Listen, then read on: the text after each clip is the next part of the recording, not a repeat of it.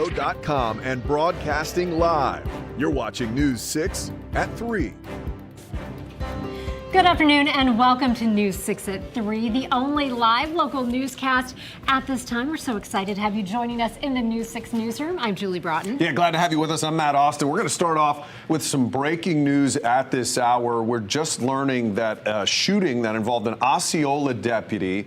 This was a person who was shot as a shoplifter inside a Walmart and died. We just learned that person was only 16 years old. And we are just this afternoon beginning to see video of this terrifying scene as it unfolded last night in a Walmart. We were following this for you as breaking news.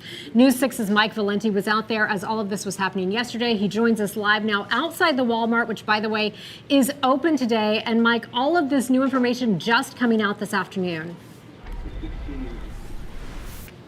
Yeah, Julie, Matt, good afternoon. We now know that 16-year-old lived here in Poinciana. We do not yet know his name. It's one of many questions we're still looking to answer today. Meanwhile, outside this Walmart, it's quite the contrast compared to last night when this whole plaza was shut down, given that active investigation. Let's show you this video, which we were diligent about blurring because it does show the body of the 16-year-old who was shot and killed last night.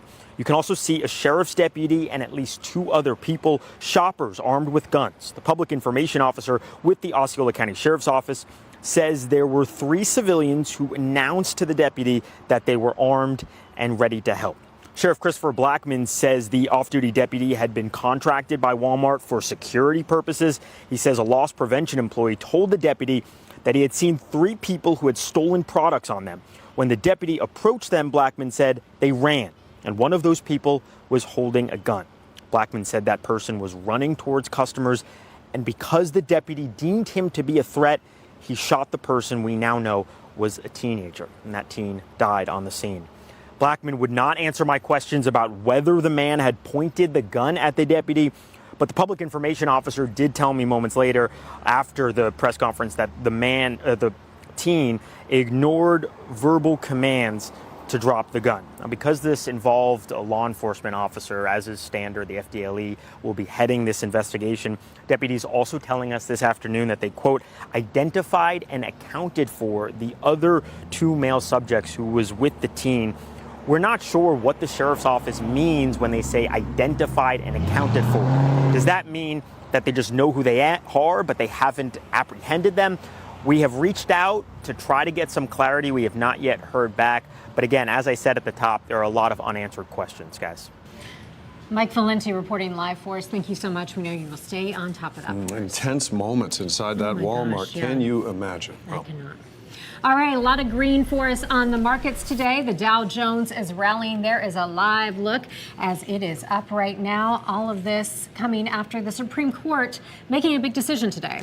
Yeah, you can see it's up 160 points. The Supreme Court did deal a major blow to President Trump's economic policies this morning.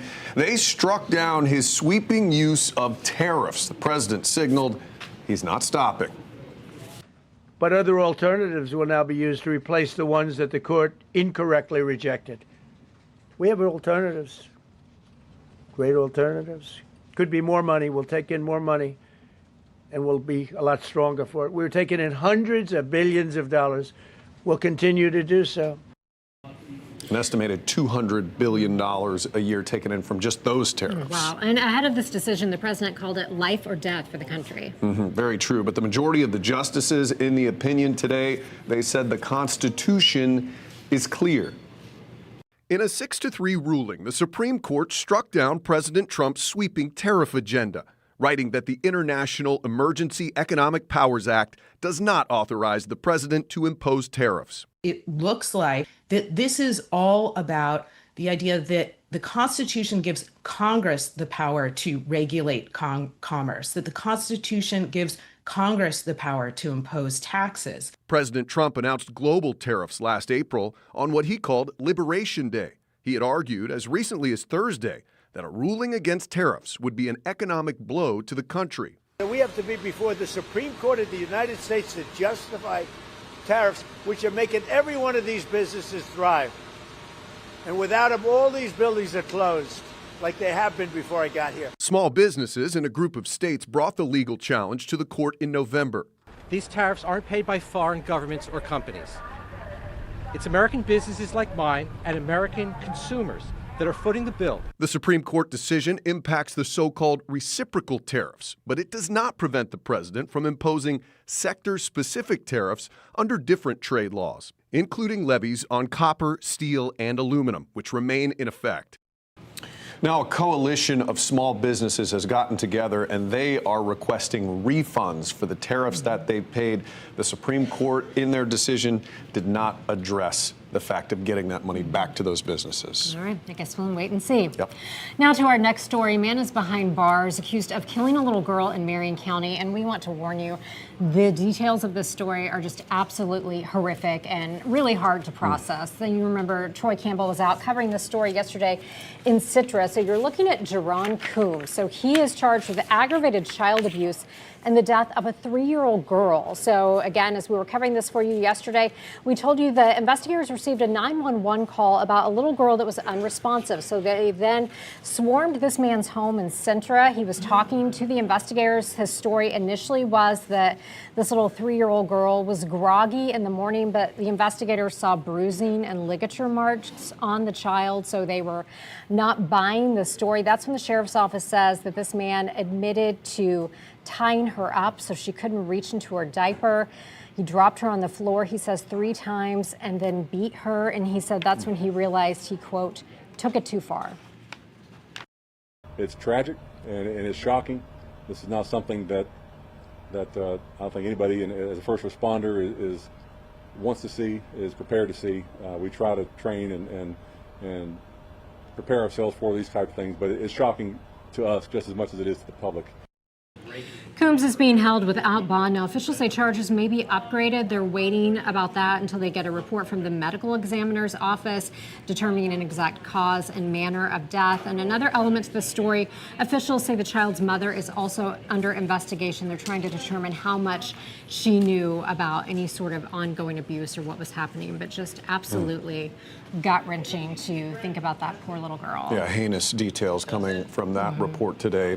We're also learning more about a Seminole County teacher who's accused of having a relationship with a student. So we got our hands today on the personnel report from Mackenzie McLean. This is her personnel file. 2 things really stuck out to us. First, in 2020, it came to light that she was messaging students on Discord while teaching at Crooms Academy, where she was arrested earlier this week. The principal there called the behavior unacceptable at the time. Before that, listen to this. She was investigated by the district after using the district's email system to send 2 nude photos of herself to the husband of another teacher at the school. So they knew about this. She remains in jail on a $35,000 bond. Your Seminole County community correspondent, Catherine Silver, is continuing to dig into McLean's 200-plus page personnel file. She'll have more on that and the details of it coming up at 5 o'clock. Yeah, a lot revealed in that report. Yeah. We also have an alert for you today from law enforcement for someone that they want you to keep an eye out for. So we have a photo for you. Take a look. This is Yalansky Dawkins. So according to Miami Gardens police, they say he is wanted for first-degree murder in a January 2025 homicide in South Florida.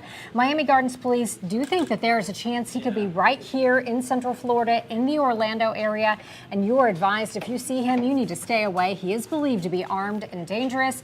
They say call Miami-Dade County Crime Stoppers or the U.S. Marshal's Office. We have both of those numbers for you right there on your screen. But again, he is considered armed and dangerous, so do not approach him.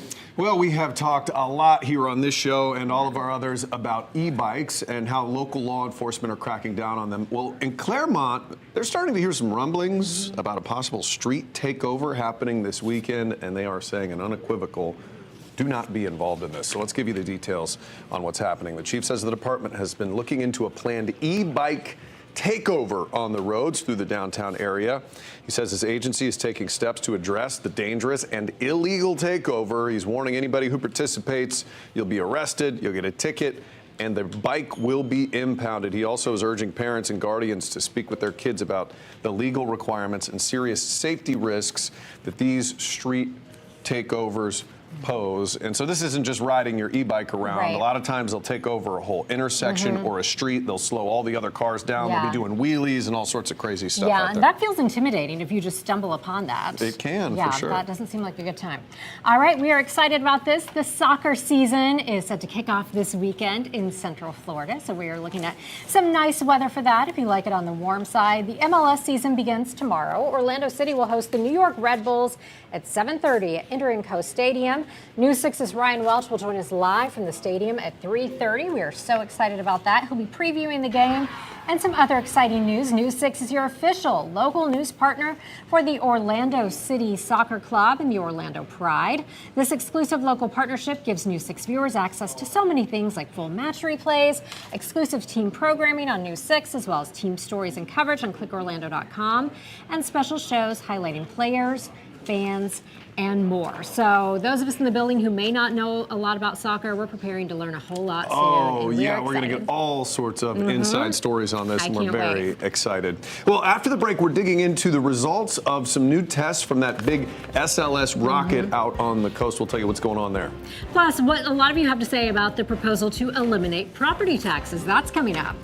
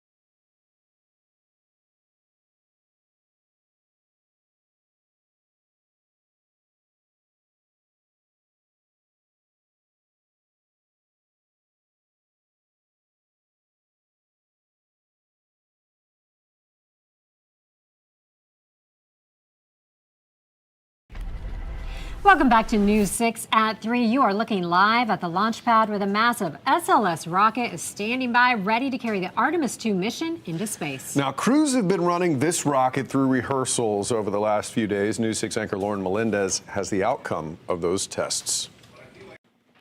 Yeah, so that press conference lasted more than an hour as NASA broke down all the technical details about what ultimately pushed that back. But there was good news today. Things are on track for a crewed trip to the moon in early March. Remember, 2.5 weeks ago, they were first testing this SLS rocket. It had a significant hydrogen leak. It had valve issues. It had a ground system problem. All of that, of course, we know pushed things back. But today, NASA said that leak is fixed. Filters have been replaced. Even some of those astronauts, they were there to observe. Now, NASA was transparent. There are still a few lingering bugs that need to be fixed, but no glaring concerns like they saw during that first rehearsal. We were able to fully tank the SLS rocket within the planned timeline. We demonstrated our crew module closeout activities with the closeout crew, again, on the timeline. And we also successfully demonstrated the launch countdown. So astronauts are preparing for a soft quarantine. That's to make sure they don't get sick ahead of launch day. This is another really good sign. But the question is, what now, right? NASA will have to analyze all of that data they collected during the rehearsal yesterday. And pending that outcome, March 6th, that could be the first historic mission to the moon in more than 50 years. Yeah, I wouldn't get too attached to that date, though. They've pushed that back about 3,000 times so far. But fingers crossed, we have hope. Yeah. It sounded sure. like good news. If you're an optimist, go Sure. ahead. All right, well, your representatives, they say they're working really hard, your local reps over in Tallahassee at the state capitol, particularly on one issue. Yes, and a number of people are sounding off on a bill that's getting steps closer to the governor's desk. We're talking about the Florida House passed a bill that would exempt all homestead properties from non-school property taxes, and that would start January 1st. It would also block local governments from reducing their funding for police. The proposal now goes to the Senate, but they have yet to put their own bill out. Now, if it does manage to get through, it will go on the ballot for the November election, where 60% of voters would be needed to approve it. You know, there's always that 60%. It seems like that's hard to reach in a lot of these. You can find other property tax proposals on clickorlando.com. So a bunch of people are commenting on this story at clickorlando.com. Chris says, we'll still be paying it somewhere. Be careful what you ask for. A lot of people wondering where that money's going to come from. Michael says they're trying to eliminate a county's ability to provide social services for things the state government doesn't agree with. And Kathy wonders how communities can afford to keep police budgets while cutting the funding source for those agencies. Some very well-informed people asking questions that need to be asked of those lawmakers. Yeah, those are important. Of course, it immediately sounds appealing when you think, oh, no property Fewer taxes. but those are all great points. So we would love to hear what you think about this. All you have to do is go to our webpage. You can take your phone out and scan a QR code that you're going to see on your screen in just a moment. We'll take you to clickorlando.com/react so you can weigh in. All right, we have there's a look at what it's looking like. 88% of you say you would like to see property tax abolished in the state of Florida, and then just figure out the specifics later. And I do feel like if you get that on the ballot, a lot of people are going to vote for it. A lot of homeowners are the people who vote. Yeah, so. It does sound appealing. All right, still to come, the major dessert company that may be getting out of the game. And the super collaboration coming to the cookie aisle. We'll tell you about that coming up.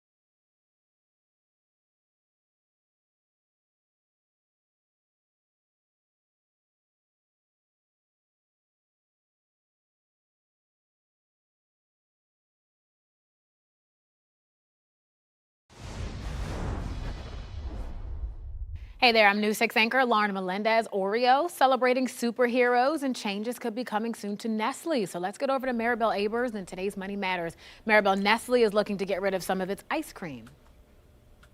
Lauren, the world's biggest food and beverage maker is looking to offload brands like Haagen-Dazs, Toll House, and Drumstick. Nestle announced on Thursday that it's in talks with partner company Fronari to sell its remaining ice cream business. The division is valued at just over $1 billion. Fronari would acquire the brands over the next year, while Nestle remains a part of the joint venture. Now, the company wants to streamline its operations, calling the ice cream lineup a, quote, distraction from the rest of its portfolio. Nestle says a UK-based Fronari is better positioned to sell the frozen treats globally. But again, let's keep them tasting the same, Lauren. Exactly. And this was not on my bingo list, okay? Why are we messing with things that are good as they are? All right, we'll have to see how that pans out. Oreo, meantime, they've got a new flavor that could turn your mouth green, of all things. So what is this about? Okay. Oreo's latest Marvel-inspired treat gives a nod to supervillains, Lauren. The Stuff of Doom cookie is a black toasted marshmallow cream center that promises to turn tongues green. It pays tribute to Dr. Doom, arch nemesis of the Fantastic Four. Each chocolate cookie is embossed with an image of his mask. They hit stores on March 2nd, but will be available for pre-order on Oreo's website starting Monday. Lauren, somehow I think the green tongues is going to be a hit with the kids. I was going to say, they always find a way to reinvent themselves. Kids are going to love this, no doubt. Maribel Aber, thank you so much. Remember to get the latest money and consumer news anytime. Just head to our website, clickorlando.com. There's some crazy Oreo flavors out there. Yeah. Some of them are good. I too. think they're all delicious. Yeah, scrape the tongue, though, after you eat green anything. Yeah, when you break it apart, you're one of those, huh? No, you have to get the green off your tongue. Oh, you have to. No one needs that. Oh, you mean scrape it to get it off? Okay, I got you. Hey, still to come, where state rules surrounding AI are going to be coming into this next legislative session. And ahead at 4, we're looking into the dark history in one Central Florida community that was only just recently changed. Coming up on Monday, a new push to make the water coming out of your tap safer to drink. A city's new multi-million-dollar proposal coming to work. Plus, raising your taxes to pay for schools where hundreds of thousands of people could be asked to pay more money. Join us for News 6 Mornings starting at 6.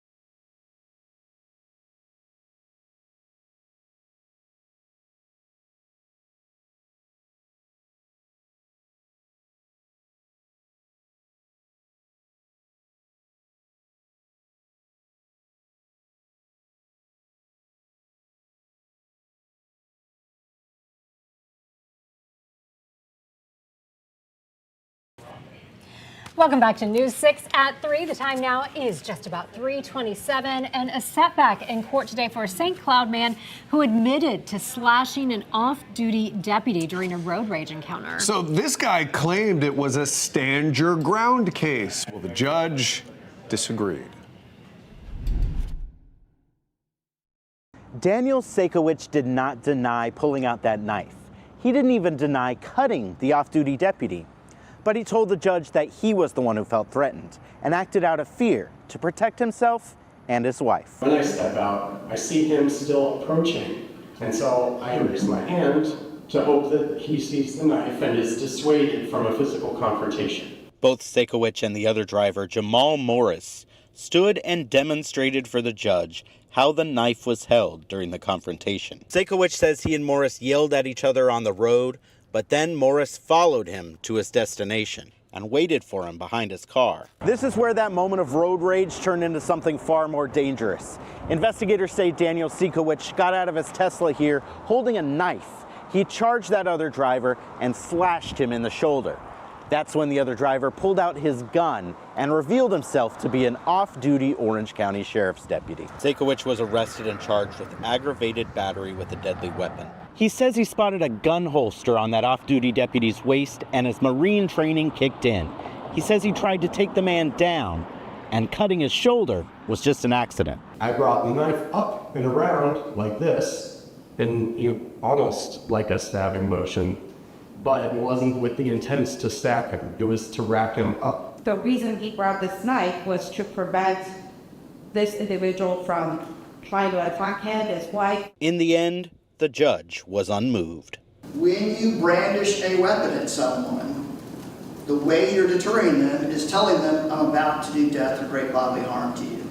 And he had no legal justification, no objective person would feel that that was necessary under the circumstances. The stand your ground defense denied. Sakowicz now goes to trial next week for aggravated battery with a deadly weapon. In Kissimmee, Alex Cook, News 6. There's very clear legal justification for stand your ground. It's been through courts many, many times, and often it's a lot harder to get than people think it is.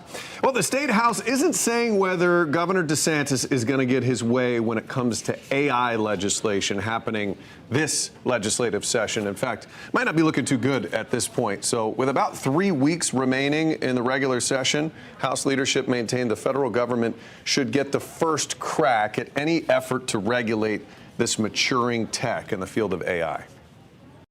I've been very clear that I think AI is an issue that should be dealt with by the federal government. I have massive concerns with the state's ability to deal with anything in tech. Now, President Trump has drawn widespread attention for trying to curb state regulations on AI through executive orders.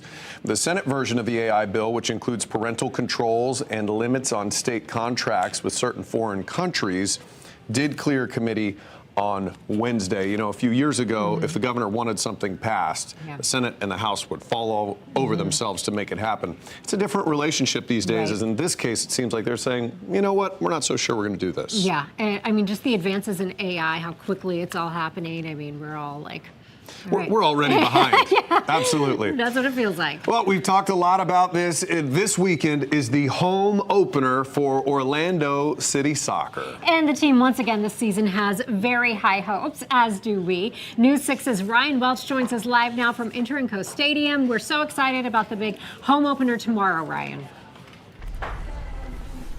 Every reason to be, guys. Yeah, Inter&Co Stadium right now, obviously a little on the quiet side, as you'd imagine, but tomorrow night, 7:30, Red Bull New York comes to town in the season opener. It's going to be a totally different atmosphere. This place is going to be electric. The Wall, which is the really, really passionate fan base here of Orlando City, sold out. So this place is going to be on fire tomorrow night as Red Bull New York comes to town. Every reason to be positive and optimistic if you're an Orlando City fan. It is a playoff mentality under head coach Oscar Pereira. It's been that way ever since he came here in 2020, and there's no reason to think it's going to be any different. Today, it was media day. Let's talk a little bit about that. Oscar Pereira, he's entering year number 7 with Orlando City. Simply remarkable with so much change and turnover across MLS. The fact that this guy has lasted this long speaks volumes of his level-headed, consistent approach, and guys have obviously thrived in that system. He's got some familiar faces he'll be leaning on, guys like Martin Ojeda, last year's leading goal scorer. He's back for more. Duncan McGuire, he's entering year number 4 in MLS. Had some injuries last year, but he's excited to go. But there are some changes too, including one in net. Gone is Pedro Galese, the longtime goaltender. He is out, and now Maxime Crepeau from Canada is the new man between the pipes. So a lot to be excited about here. Let's hear from the guys heading into the season opener, where it is a win-now mentality. Our objective always is winning, and despite we have some transformation or some evolution, as we have spoke during the day, the team has big objectives, and the first opener and also the next game against Miami, and the preseason is over already. We're aiming to win. Last year we scored a lot of goals. We create a lot of chances every game, and we defend very good almost all the time in the games. But our focus maybe at the end of the games or for a couple minutes goes down, and we suffer at that moment. Yeah, they suffered at that moment for sure. That wild card round loss in Chicago ended the season prematurely. Just 2 seasons ago, Orlando City went all the way to the Eastern Conference Final before losing to Red Bull New York. So maybe another chance for a little revenge tomorrow night. 7:30 kickoff here at Interaco Stadium. It should be an electric atmosphere. Let's send it back to you guys. Hopefully those changes they made will push them over the top this time around. Ryan, thank you so much. All right, detectives stumbled upon an underground casino when they were investigating a theft. This is wild. Listen to this. Orange County Sheriff's deputies said yesterday they spotted a car speeding away from a Publix with a cart full of what was believed to be stolen beer.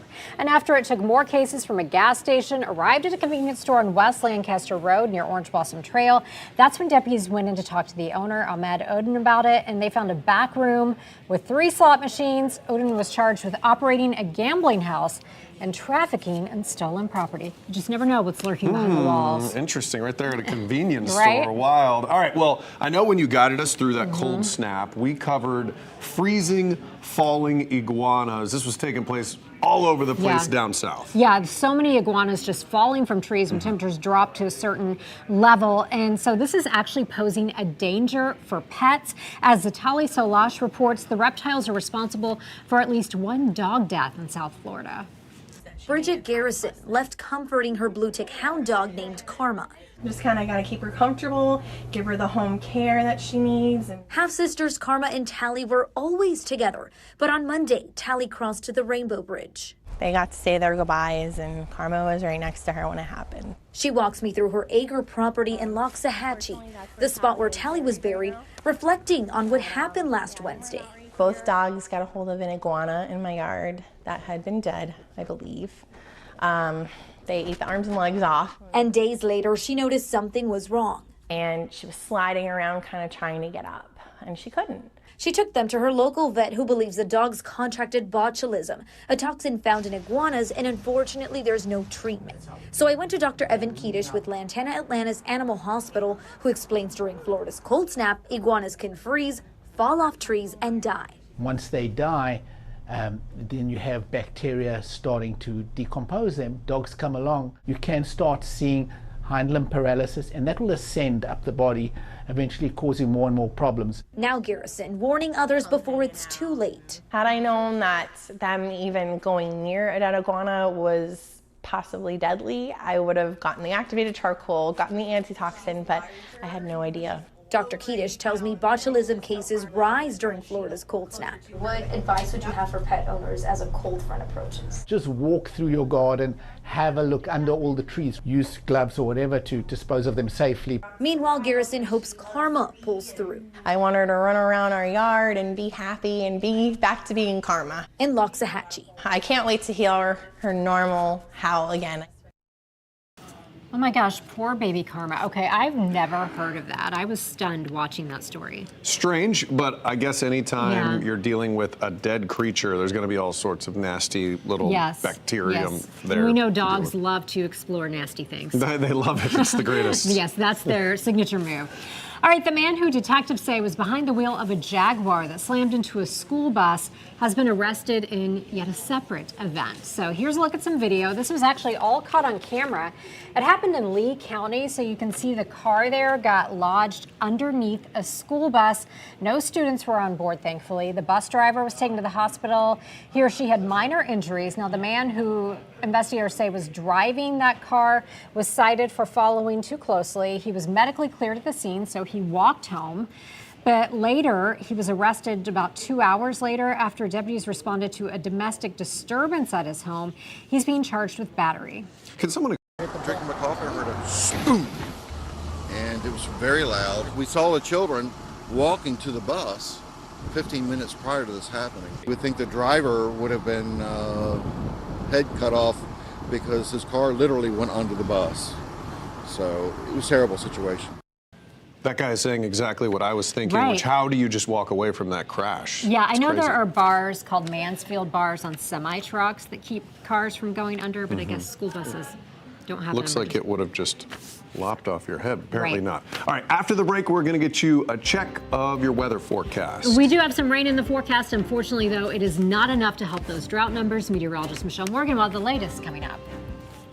Your weekend evening traffic alert. Listen, make sure you're paying attention over the weekend. You will see some heavy construction out here. The routine stuff, I-4 World Drive, and you could possibly see some of those extended lane closures down as you head westbound towards Polk County because of that traffic alert we issued during that Friday morning show. So just make sure you're paying attention out there. 528 also east and westbound. Be a little slow, but the lanes will be open. Same thing, I-4 out by the Turnpike. And then, of course, watch out for a big closure overnight down in our southern portions of the Turnpike down in Osceola County. Of course, the detours will be set up. I'm Trooper Steve with the News 6 traffic alert. Drive safely. Have a great weekend. I'll catch you Monday morning. This portion of the news is sponsored by Bill Ray Nissan Longwood. We do it the right way.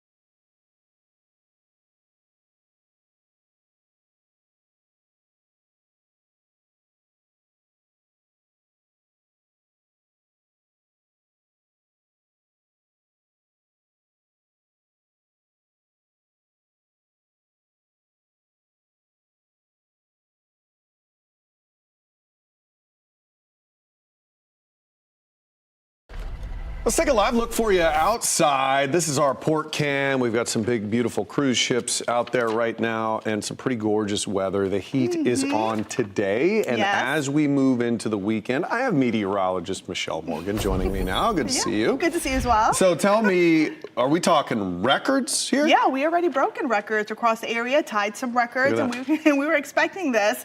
The hottest day of the year, and to mention, tomorrow's going to be even hotter. Oh. I know. Okay. So let's go ahead and get right into it. So Orlando, you saw a high of 89 degrees, which the record was set back in 1988 of 89. So we tied today. Sanford, 88, also breaking a record of 86 degrees. And it keeps going. Daytona, you saw a high of 87. Leesburg, 88. And Melbourne at 86 degrees. So it was certainly a steamy day across Central Florida. As of right now, we're at 80 degrees in Melbourne, 83 in Cocoa Beach. Titusville is incorrect at 91. I think we're at 90 or 89. And then 90 or 87 degrees in Daytona Beach. So you get the picture. It is very hot outside. It's also breezy. We have those winds out of the southwest between 10 to 15 miles per hour with stronger wind gusts, about 22, 23 miles per hour.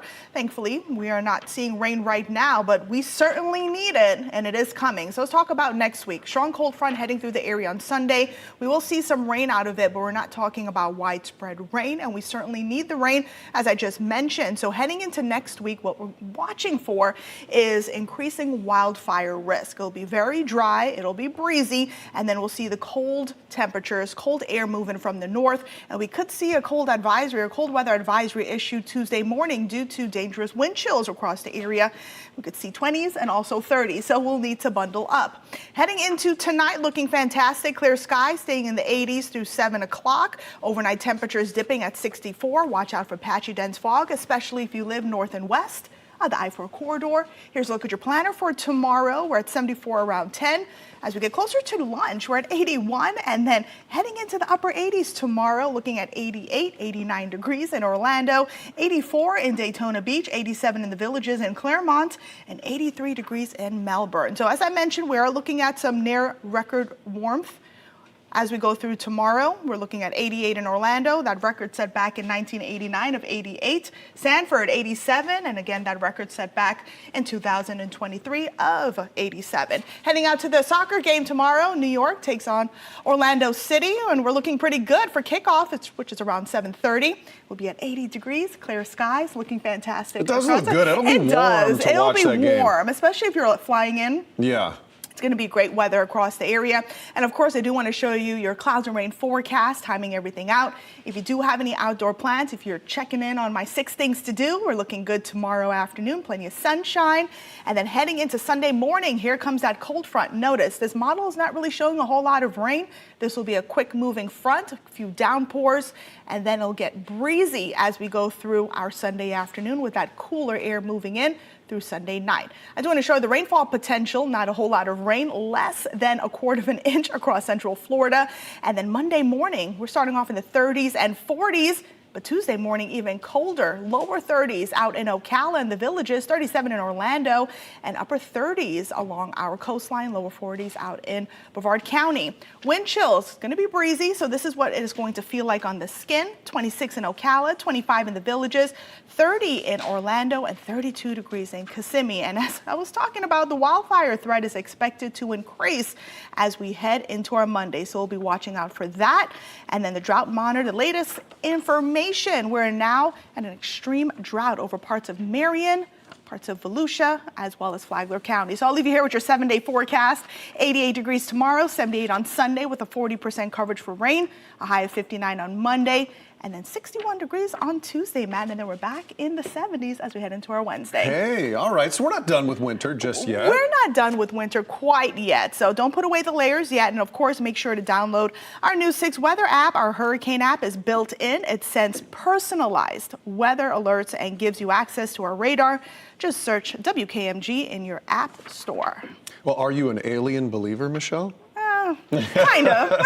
You're not convinced. Well, President Trump says he is ordering all government documents and secrets related to aliens and UFOs to be released. This all comes after former President Barack Obama said, yeah, aliens are real in a podcast. This is real life today. CBS's Ed O'Keefe gives us the latest on all this. The truth is out there. somewhere. What are they? I don't know. And now, President Trump is promising to begin the process of identifying what the government knows about UFOs and aliens. Earlier Thursday, he accused former President Barack Obama of allegedly revealing classified information when Obama was asked on a podcast about aliens. They're real, but I haven't seen them, and they're not being kept in, what is it? Area 51. Area 51. He made a big mistake. He took it out of classified information. The former president's confirmation that we might not be alone. That's it. We got aliens. Led to so much online speculation that he quickly felt compelled to clarify his stance on Instagram, writing, "I saw no evidence during my presidency that extraterrestrials have made contact with us." Really? But the notion that more information may have been taken to our leaders than they're letting on really took off midweek when Lara Trump, who's married to the president's son, told another podcast, there is some speech that he has, he's going to break out and talk about, and it has to do with maybe some sort of extraterrestrial life. But the White House press secretary brushed that off. Well, a speech on aliens would be news to me. That sounds very exciting, though. I'll have to check in with our speech writing team. Now, this isn't the first time the government has promised to probe what it knows about aliens. Back in 2024, the Pentagon released a report that said they found no evidence that the U.S. had encountered what it called extraterrestrial technology, and said most sightings were just ordinary objects that had been misidentified. Oh well. Ed O'Keefe, CBS News, out of this world. How is this not our lead story? You know, it was very interesting when a former president said, frankly, on a podcast, yes, there are aliens.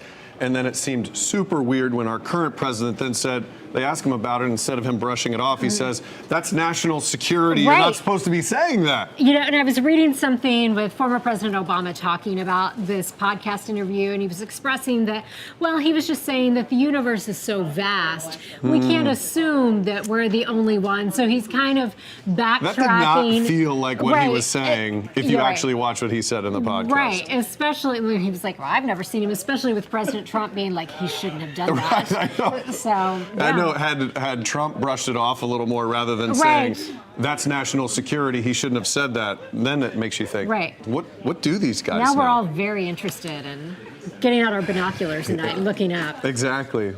Take a whole new idea of what's going on out there. Okay, we're going to move on to something about chocolate. The heir of a chocolate dynasty is sounding off, saying his family name has been broken into pieces. Reese's Pieces. Okay, he didn't actually say that, but I thought it would sound better. Brad Reese, the grandson of the inventor of the Reese's Peanut Butter Cup, is going public saying Hershey is quietly replacing the candy's flagship chocolate and peanut butter ingredients. He claims the company has replaced the milk chocolate with a compound coating and the peanut butter with a peanut butter style cream. So in a statement to CBS News, Hershey said it sometimes makes product recipe adjustments, although it noted, quote, Reese's Peanut Butter Cups are made the same way they have always been.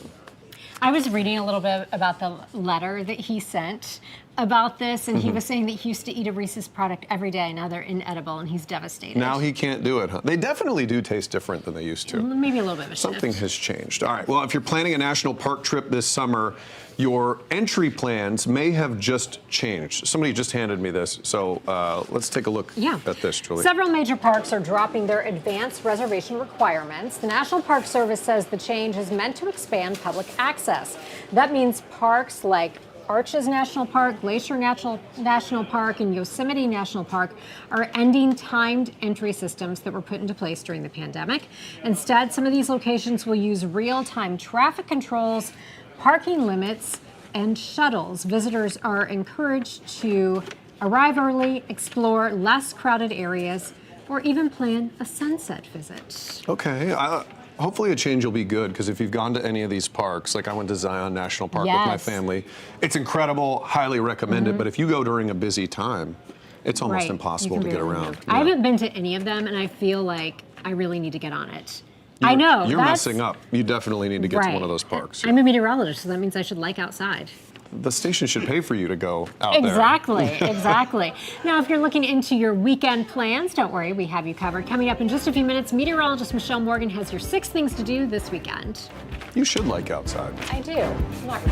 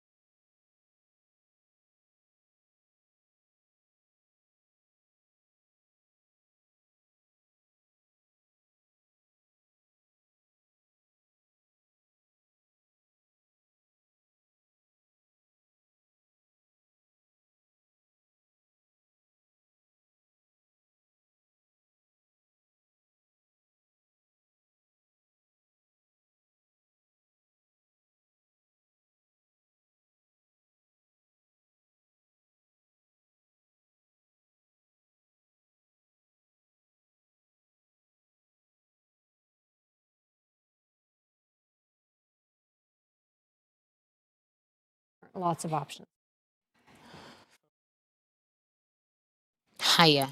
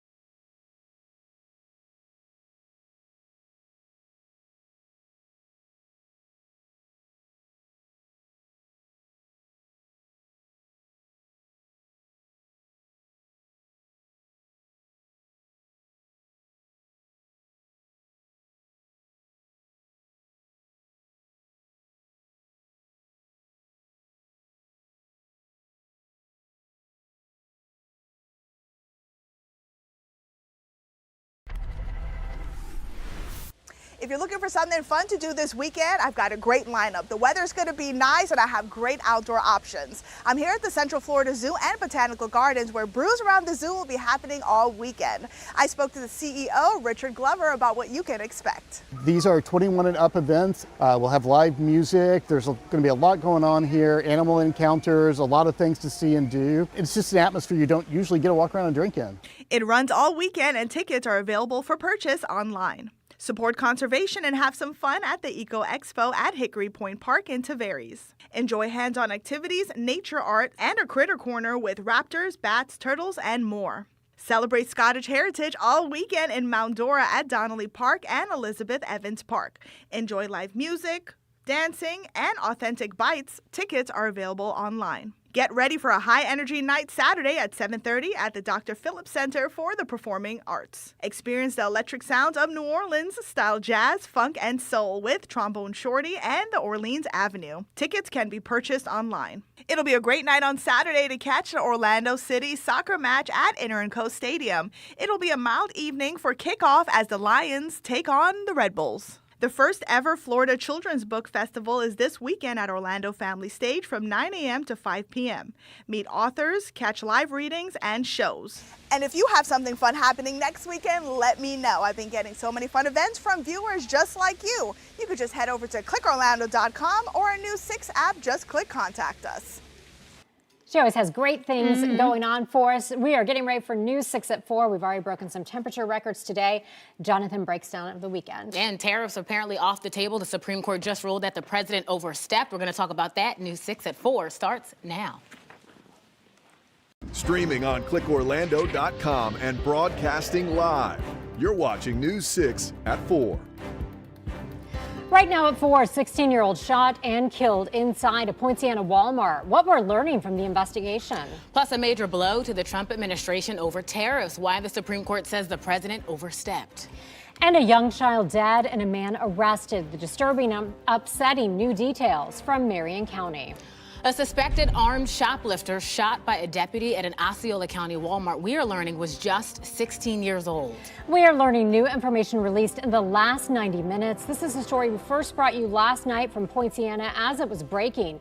News 6's Mike Valenti joins us live outside the Walmart, which is back open today. And Mike, we're also getting a look inside that Walmart moments after the shooting. Yeah, Julie, we are. We have obtained video that is quite graphic, and therefore we have made sure to blur judiciously so you will not see the body of the teenager on the ground inside the Walmart behind me. This video depicting the chaotic moments after a fatal shooting inside this Walmart superstore. Feet away from the 16-year-old's body is a sheriff's deputy and at least 2 men armed with guns. Sheriff's office says there were 3 shoppers who announced to the deputy that they were armed and prepared to help. In a briefing that lasted less than a minute Thursday night, Sheriff Christopher Blackman said one of his deputies, contracted to do security work at Walmart, confronted 3 people who a loss prevention officer said had stolen items on them. Blackman says the 3 people then ran. When they did, one of the gentlemen took off running, had a gun in his hand. And with that said, our deputy fired downrange at the suspect and took him out. He had a gun in his hand running through the store. The teenager, who had just turned 16 on December 30th, died. You say if the person who had the gun had pointed it at an officer? He had a gun in his hand running with it in the store. Was he pointing it at the deputy? Okay, that's all I got. Thank you.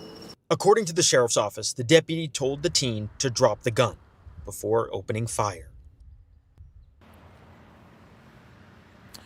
So the sheriff's office says they've, quote, identified and accounted for the 2 other people who were with the teen. That teen we still do not know the name of tonight. And we asked for clarity, and a spokesperson said those 2 people have not been arrested and that it's too early to speculate about their involvement and any potential charges. Now, although Sheriff Blackman said authorities last night would put out surveillance video from Walmart depicting these 2 other individuals, we were told this afternoon that no more additional information would be released. That includes surveillance video of these 2 other subjects. Again, lots of unanswered questions. We're going to keep digging at it. For now, we're live outside the Walmart in Poinciana. I'm News 6's Mike Valenti. Back to you.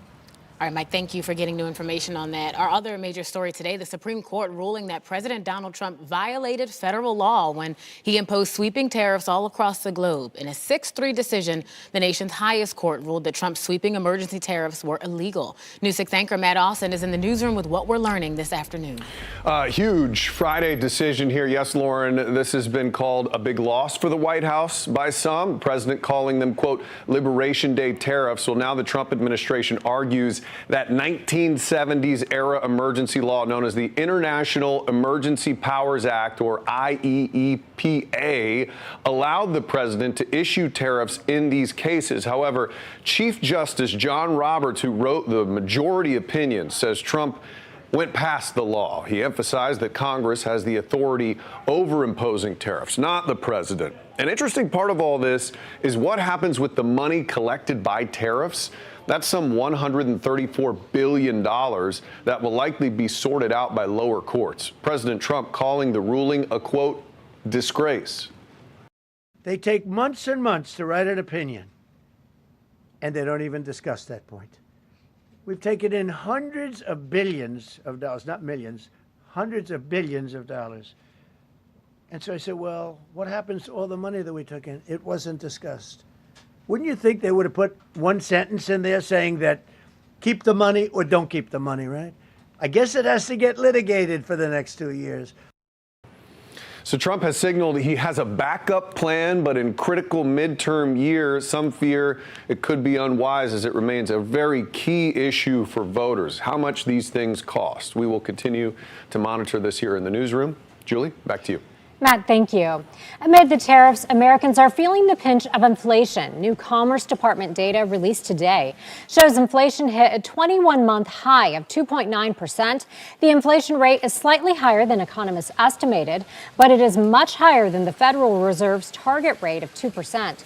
Another interesting detail from the report, personal income remained flat and savings actually shrank. Well, right now, police from South Florida, they are searching for a man wanted for murder, and they say he could be in Central Florida. This is all according to Miami Gardens. Yolansky Dawkins shot and killed Antonio Fannin last month. So the one on the left is who they're looking for. As you can see, the one on the right is the victim. Fannin was sitting inside of his car when he was shot. After the crime, they say Dawkins took off.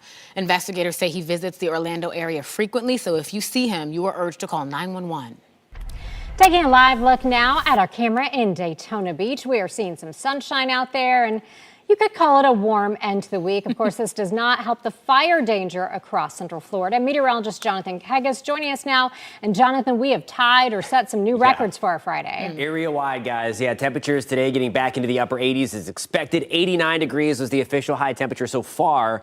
It might have the opportunity to hit 90 before everything is all said and done. But right now it stands at 89. That ties the record set back in 1988. We have new records today in Sanford, Daytona Beach, Leesburg, Melbourne. We have also tied our record of 86.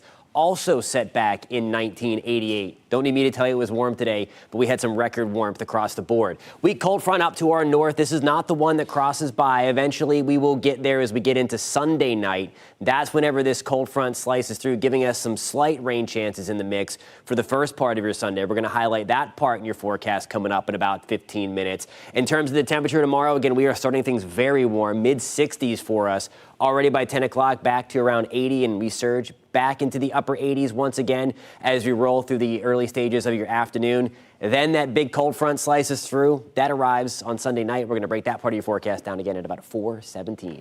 All right, Jonathan, thanks for keeping us on track. 5 minutes past the hour. A child who died Thursday in Marion County was a 3-year-old girl. We are learning this, and also that the man arrested is her mother's boyfriend. The allegations are horrific and disturbing, and tonight deputies are trying to figure out if the mom knew about what led up to her daughter's death. News 6 investigator Erica Bergoglio is live in the newsroom with the latest details. Tragic and shocking. That's how the Marion County Sheriff's Office describes what allegedly happened yesterday. Deputies got a call about an unresponsive child at a home along Northeast 44th Avenue in Citra. For many of you who don't know, that's in northern Marion County. They say when they got there, a man, Jerome Combs, was trying to leave. He was taking care of several children at the home, ranging from ages 1 to 9 years old. Deputies say Coombs admitted to punishing the 3-year-old while her mom was out running errands. According to detectives, he tied her up to prevent her from reaching into her diaper, then beat her. He said, I went too far. I took it too far. And we couldn't agree with him more. They say Coombs called the mother, saying the young girl was unresponsive, but according to deputies, it would be another 40 minutes before 911 was called.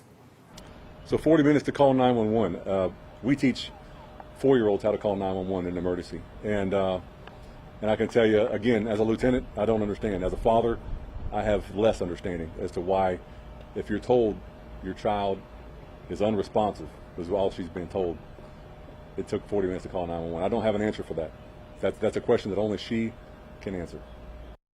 The little girl died at the hospital from her injuries. The sheriff's office says it's looking into whether the girl's mom knew about the abuse. The report says one of the children at the home told deputies Coombs has abused them before. Now, Coombs was arrested for aggravated child abuse. He could face more charges once the medical examiner determines the official cause of death. He is in jail without bond. Erica, thank you for that report. Here at 407, the Brevard County councilman, censured over what he wrote on social media about immigrants from India, has settled his lawsuit against his city. Chandler Langevin sued Palm Bay last year, he said, for violating his First Amendment rights. He called for deporting every Indian and also said not a single Indian cares about the United States. Well, new court documents show both parties have agreed to settle for undisclosed terms. City council there has voted to approve that settlement at an upcoming meeting. And then Langevin told your Palm Bay community correspondent James Sparvero he'll address it then. Iran's foreign minister says military strikes will not stop their nuclear program, and instead the only way to resolve the standoff is through negotiations. President Trump says Iran has 10 days to agree to a deal or, quote, bad things will happen to them. CBS News' Natalie Brandt has more details from the White House. President Trump has a new warning for Iran, laying out a timeline of 10 to 15 days with a massive U.S. military buildup in the region. We're either going to get a deal or it's going to be unfortunate for them. President Trump has emphasized his primary goal remains no nuclear weapons. But Iran's foreign minister told MS Now's Morning Joe that the latest round of talks this week did not include discussions of ending their program. What we are now talking about is how to make sure that Iran's nuclear program, including enrichment, is peaceful and would remain peaceful forever. Sources tell CBS News Iran is expected to present the U.S. a new written proposal in coming days, and that Iran has dangled potential investment opportunities as part of a deal, indicating it might be willing to purchase U.S. aircraft and to offer possible access to oil and gas fields. We need some sort of creativity and flexibility by both sides, so a deal is at our reach. And there is any other solution for this question. Iran also wants relief from sanctions and to separate the nuclear discussions from the talks over its ballistic missile program. Iranians still have a very substantial stock of short-range missiles. They can fight back. They can absolutely fight back, and they can fight back at the kinds of targets where there are significant American assets. Iran is carrying out military drills with Russian ships, a show of force for the U.S. and U.S. allies throughout the Middle East. They cannot continue to threaten the stability of the entire region. Iran says it does not seek war, but will respond decisively in the face of military aggression. Natalie Brand, CBS News, the White House. All right, we covered a lot in 10 minutes, and we've got a lot more to talk about coming up on News 6 at 4. Including an increased danger for brush fires. Coming up at 4:30, the warning's already in place in some Central Florida counties as that dry weather continues. I'm always available. I don't turn down no emails, no phone calls. So accessibility. Yes. To the councilwoman. Yes. I heard that. All right. In fact, it is the community that spoke up and helped reclaim the city of St. Cloud from its racist past. Ahead here on News 6 at 4, the change that has been a long time coming. You're watching News 6 at 4, and we want to bring you a live look at our camera from Daytona Beach. A gorgeous day on the horizon and well into the weekend. We'll be right back. This portion of the news is sponsored by Seminole Hard Rock Hotel and Casino.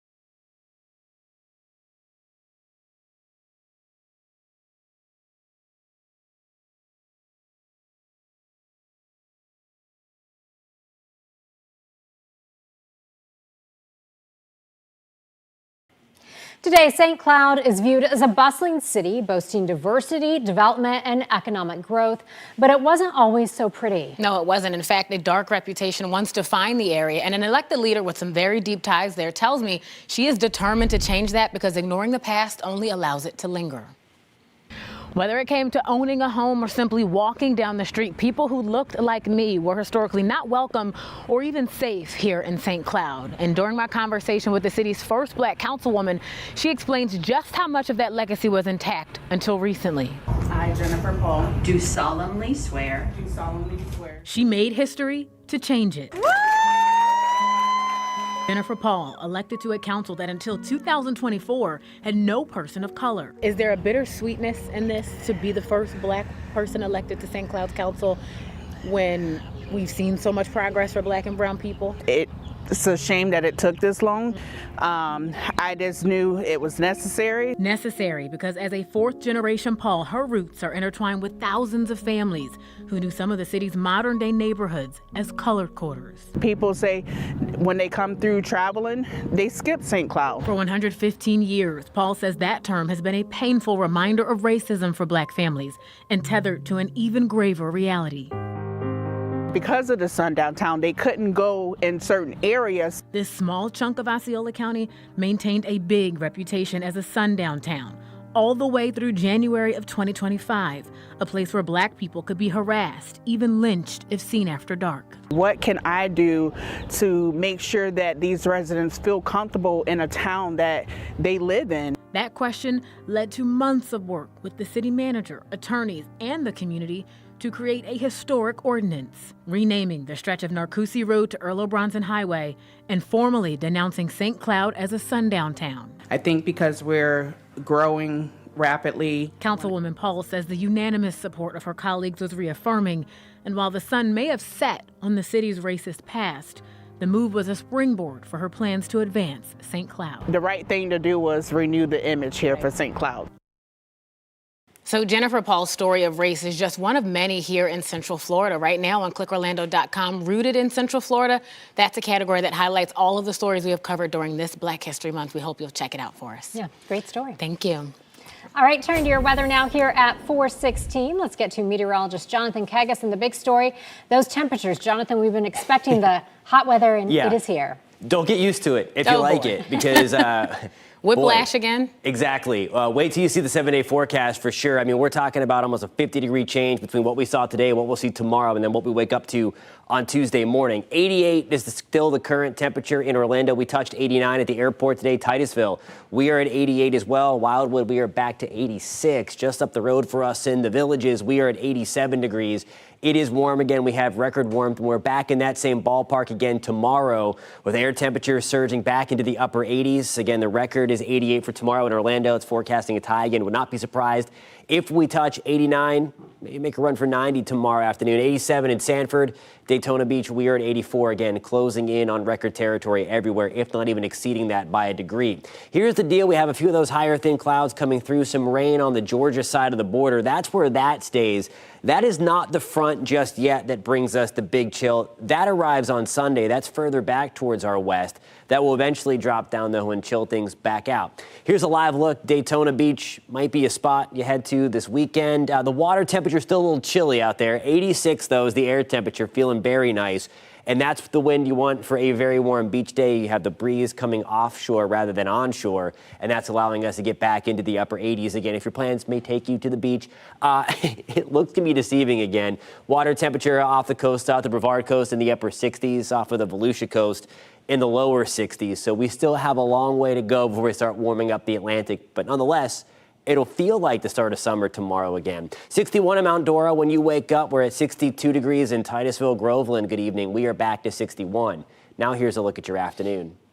Your forecast is sponsored by Renewal by Anderson. High temperatures again into the upper 80s. That's the fog icon. Watch out for a little bit of fog if you are up early tomorrow morning. Rain chances remain at 0%, and they're not all that high either with our next cold front coming through, but it will do a number on our temperatures. Again, highs tomorrow back to the upper 80s. That's record warmth. So you're waking up to on Tuesday morning into the mid-30s. Again, I still think along the northwest of I-4, that's where we're going to have the opportunity to flirt with that freeze again, 32 or colder.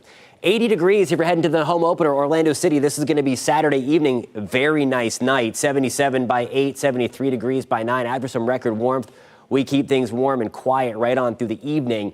Then Sunday rolls around. Here we go through Sunday morning. That's about 6, 7, 8 o'clock. That's 9 o'clock in the morning. Here's the front. That's all I have for you in terms of rain. Just a few stray downpours in the mix. They shouldn't amount to all that much either. And that's going to be the big concern going forward. Of course, it has been dry. You don't need me to tell you that. However, that front is also going to kick up the winds big time. And we saw what happened last Sunday as that front came through. Brush fire is going to be a real concern this weekend. 78 on Sunday. There's the change, guys. Upper 50s Monday and Tuesday after a start in the 30s and 40s. All right, Jonathan, thank you. The harrowing search for Nancy Guthrie is about to enter week 3. And investigators are looking into brand new methods now. Still to come, how they hope genealogy websites will help track down a suspect, plus the new reward. Here's a live look for you over downtown Orlando. From our Light Orlando Delivering Hope camera, you're watching News 6. We'll be right back. This portion of the news is sponsored by Light Orlando.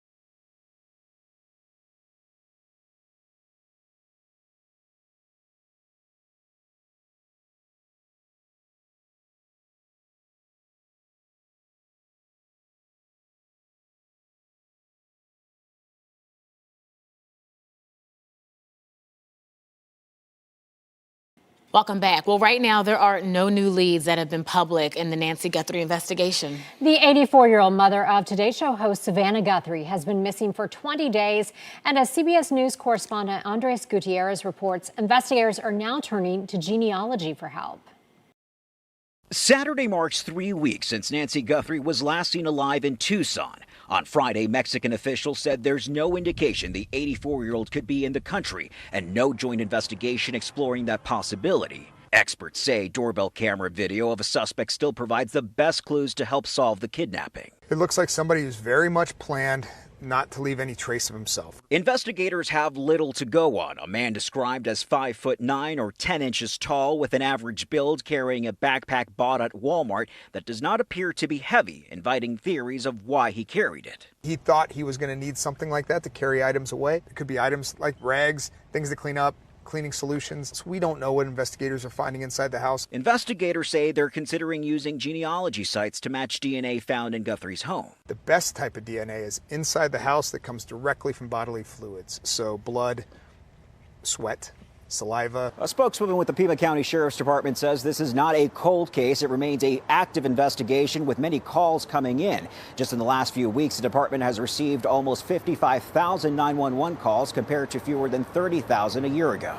Several hundred investigators are assigned to the case. Rewards for information leading to whoever kidnapped Guthrie are now over $200,000 following an anonymous donation of $100,000 earlier this week. Andres Gutierrez, CBS News, Tucson. Tensions in Winter Garden over small business leases. Still to come, demonstrators taking to the streets to protest the city's handling of community favorite shops. Here's a live look for you from Port Canaveral. You're watching News 6. We'll be right back.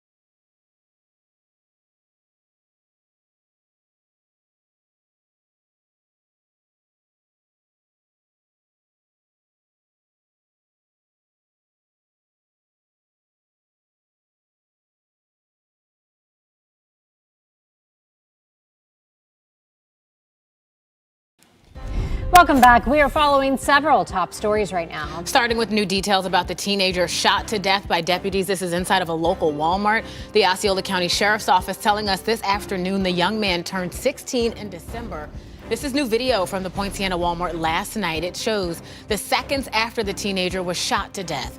The sheriff says that teen and 2 others were shoplifting, and a deputy working inside that store approached the teen, but then he ran away, waving a gun at shoppers, ignoring commands to stop. And that's when they say the deputy fired, hitting that teen. State investigators are looking into this tonight. In Marion County, investigators revealed they've made an arrest in the death of a 3-year-old, and it is the mother's boyfriend. This story is very hard to stomach. They call this tragic and shocking, saying Jerome Coombs eventually admitted to punishing that girl by tying her up, hitting her, dropping her, and then she ultimately, we know, died at a hospital. Also, the president was wrong. Turns out when he put all of those tariffs into place, according to the U.S. Supreme Court, he overstepped.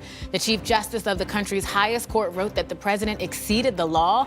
Justice Roberts emphasized that Congress has the authority over imposing tariffs, not the president. Mr. Trump called the ruling, quote, a disgrace. Right now, Volusia County is under a burn ban as the drought is expected to continue to worsen as we head through the next several days, pushing the risk for brush fires and wildfires extremely high. Meteorologist Jonathan Kagas is here with me now. And Jonathan, we get the new U.S. Drought Monitor every Thursday. And when this came out yesterday, we both just were like, this is not good. And we were waiting for it, too, because a lot of Central Florida got an inch or 2 of rain on Sunday. Right. And it got worse. We were expecting it to at least stay the same, but it got worse. But you see the extreme drought now includes Volusia County. One of the things that we're really worried about this weekend, of course, we have a cold front coming through. You know that. We were tracking a few showers with it. There's not going to be a ton of rain with this one. Nothing even close that we had last Sunday. But like what we saw last Sunday, ahead of the front, it got very, very windy.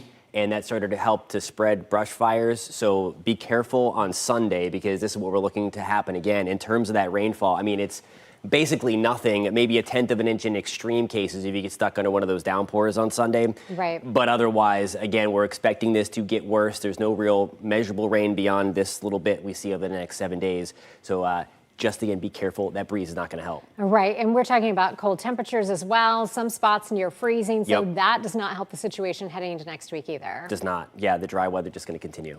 And as these warnings continue to come in, your Volusia County community correspondent Molly Reed spoke to the county fire chief about why this needs to be taken so seriously.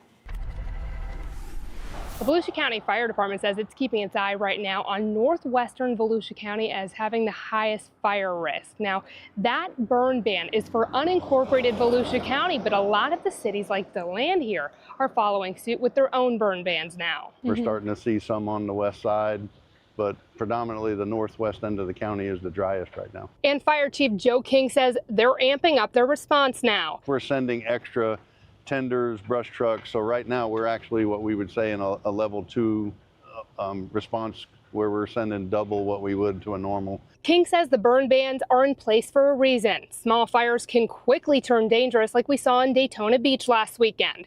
Firefighters say a small cooking fire at a campground led to a large fire with 20 cars burning. It was a 6 to 10 acre grass fire, basically. As always, a burn ban means no open flame grills, no bonfires.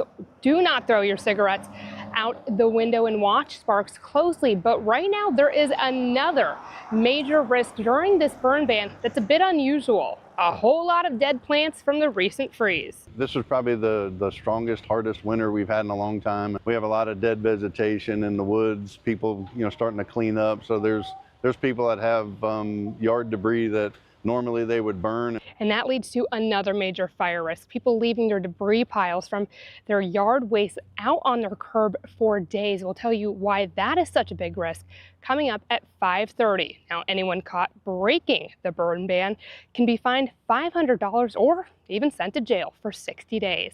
I'm your Volusia County Community Correspondent Molly Reed, News 6.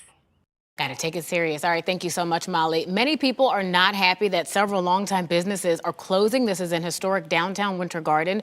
Earlier this week, News 6 reported several longtime shops, they are shutting their doors after their leases were not renewed today. In fact, a few protesters actually did walk the streets of downtown, right all the way up to City Hall. Your Orange County community correspondent Jarrell Baker was there. A small group of frustrated residents showed up right here to downtown Winter Garden, delivering this letter right over to City Hall, asking city leaders to step in and do more to protect longtime businesses here in the historic downtown district. Earlier this week, News 6 reported that several longtime shops are closing after their leases weren't renewed. That follows the sale of at least 9 downtown buildings over the past year to new owners. In the letter, residents are pushing for possible changes, including a new ordinance to preserve the historic character of downtown and even exploring limits on chain restaurants and larger businesses. What are the standards? What are the ordinances? What are the codes that help us maintain the beauty and historic nature of Winter Garden? And I also want to look at is there something else that can be added? Are there ordinances that can be written? Because this is a special place. We need to maintain the charm. And News 6 did reach out to the city about some of these concerns, and they provided us the same statement that they gave us on Tuesday, saying that they cannot intervene in private real estate transactions. However, people are still hopeful that they can come up and establish some guidelines. I'm your Orange County community correspondent, Terrell Baker. A man accused of slashing an off-duty deputy during a road rage confrontation will now stand trial. A judge denied his claim of self-defense under Florida's Stand Your Ground law after hearing testimony this week. News 6's Alex Cook was in the courtroom in Kissimmee as both sides described the moment that led to charges. Daniel Sakowicz did not deny pulling out that knife. He didn't even deny cutting the off-duty deputy. But he told the judge that he was the one who felt threatened and acted out of fear to protect himself and his wife. When I step out, I see him still approaching, and so I raise my hand to hope that he sees the knife and is dissuaded from a physical confrontation. Both Sakowicz and the other driver, Jamal Morris, stood and demonstrated for the judge how the knife was held during the confrontation. Sakowicz says he and Morris yelled at each other on the road, but then Morris followed him to his destination and waited for him behind his car. This is where that moment of road rage turned into something far more dangerous. Investigators say Daniel Sakowicz got out of his Tesla here holding a knife. He charged that other driver and slashed him in the shoulder. That's when the other driver pulled out his gun and revealed himself to be an off-duty Orange County Sheriff's deputy. Sakowicz was arrested and charged with aggravated battery with a deadly weapon. He says he spotted a gun holster on that off-duty deputy's waist and his Marine training kicked in. He says he tried to take the man down, and cutting his shoulder was just an accident. I brought the knife up and around like this, and almost like a stabbing motion, but it wasn't with the intent to stab him. It was to wrap him up. The reason he grabbed this knife was to prevent this individual from trying to attack him, his wife. In the end, the judge was unmoved. When you brandish a weapon at someone, the way you're deterring them is telling them, I'm about to do death or great bodily harm to you. And he had no legal justification, no objective person would feel that that was necessary under the circumstances. The Stand Your Ground defense denied. Sakowicz now goes to trial next week for aggravated battery with a deadly weapon. In Kissimmee, Alex Cook, News 6. Will Florida lawmakers get control over AI in the state? The Florida House Speaker won't say if Governor DeSantis' push for an AI Bill of Rights will advance in the state legislature this year. Right now, there are about 3 weeks remaining in the regular session. Speaker Perez says the federal government should get first crack at any effort to regulate the maturing tech field of AI. Still, he held out the possibility the House could act before the scheduled March 13th end of session. I've been very clear that I think AI is an issue that should be dealt with by the federal government. I have massive concerns with the state's ability to deal with anything in tech. President Donald Trump has drawn widespread attention for trying to curb state regulations on AI through executive orders. The Senate version of the AI bill, which includes parental controls, cleared the Appropriations Committee on Wednesday. We've got a big heads up for anyone who drives a Nissan. The company announced they are recalling Rogues, all because of issues with the SUV's engine and gears. So the National Highway Traffic Safety Administration says those engine bearings in some 2023 to 2025 models could fail. It could also lead to hot oil potentially leaking and increasing the risk of a fire. A separate defect in 2024-25 models could also cause gears to break in the electronic throttle body, upping the risk of an accident. Nissan says it will send letters to affected owners in late March, alerting them to take their SUVs to the dealership for a free repair. Egg prices are down across the U.S. The Bureau of Labor Statistics says the average price of a dozen eggs is now $2.58. That's about half of what shoppers were paying a year ago. Last year's avian flu outbreak killed 70 million egg-laying birds. Farmers have spent the last year rebuilding their flocks, which created a surplus of eggs. But experts warn this could put some smaller family farms out of business. That means the pendulum could swing again. The countdown is on for soccer fans. Our Orlando City takes the pitch tomorrow, and up next we are heading to Inter&Co Stadium, where fans and the team are getting ready for a big home opener. But before that, we had to break, and we want to remind you to check out our primetime schedule on News 6 Plus. It is a new take on the day's news on News 6 tonight. That's at 9. You can go in depth as we answer your weather questions at 9:30, and then you can catch the late news an hour earlier. It all starts tonight on News 6 Plus. Download our streaming app for free. Just search WKMG in your smart TV's app store. It's also available on Roku, Apple TV, and Fire TV. This portion of the news is sponsored by Seminole Hard Rock Hotel and Casino.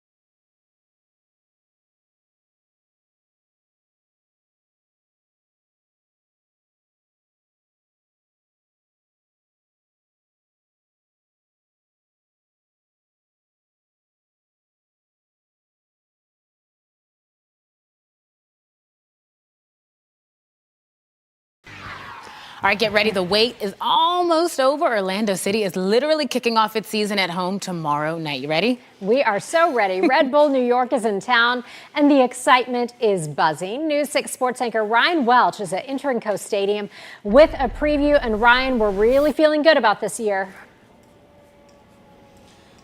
And understandably, ladies, yeah, I get that. Look, this place is quiet right now, but it is going to be absolutely buzzing tomorrow night for the 2026 season opener against Red Bull New York. Now, it was a longer than anticipated offseason for Orlando City because they got bounced in the wild card round of last year's playoffs. So, yeah, these Lions are bullish about this opportunity against rival New York.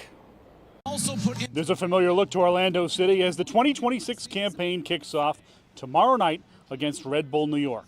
Head coach Oscar Pereira back in the City Beautiful for his 7th season, and he was not mincing words today. When I came here, qualifying for the playoffs was the objective, and now that's not the one. I think it has been a big progress for the club, and I admire the fans that are always pushing us. We want to win. We want the title, we want the trophy, we want to win MLS Cup. Martin Ojeda, last year's leading scorer, is back. Same goes for striker Duncan McGuire, entering year number 4 in Orlando. Like their head coach, they're determined to win now after a disappointing early playoff exit in 2025.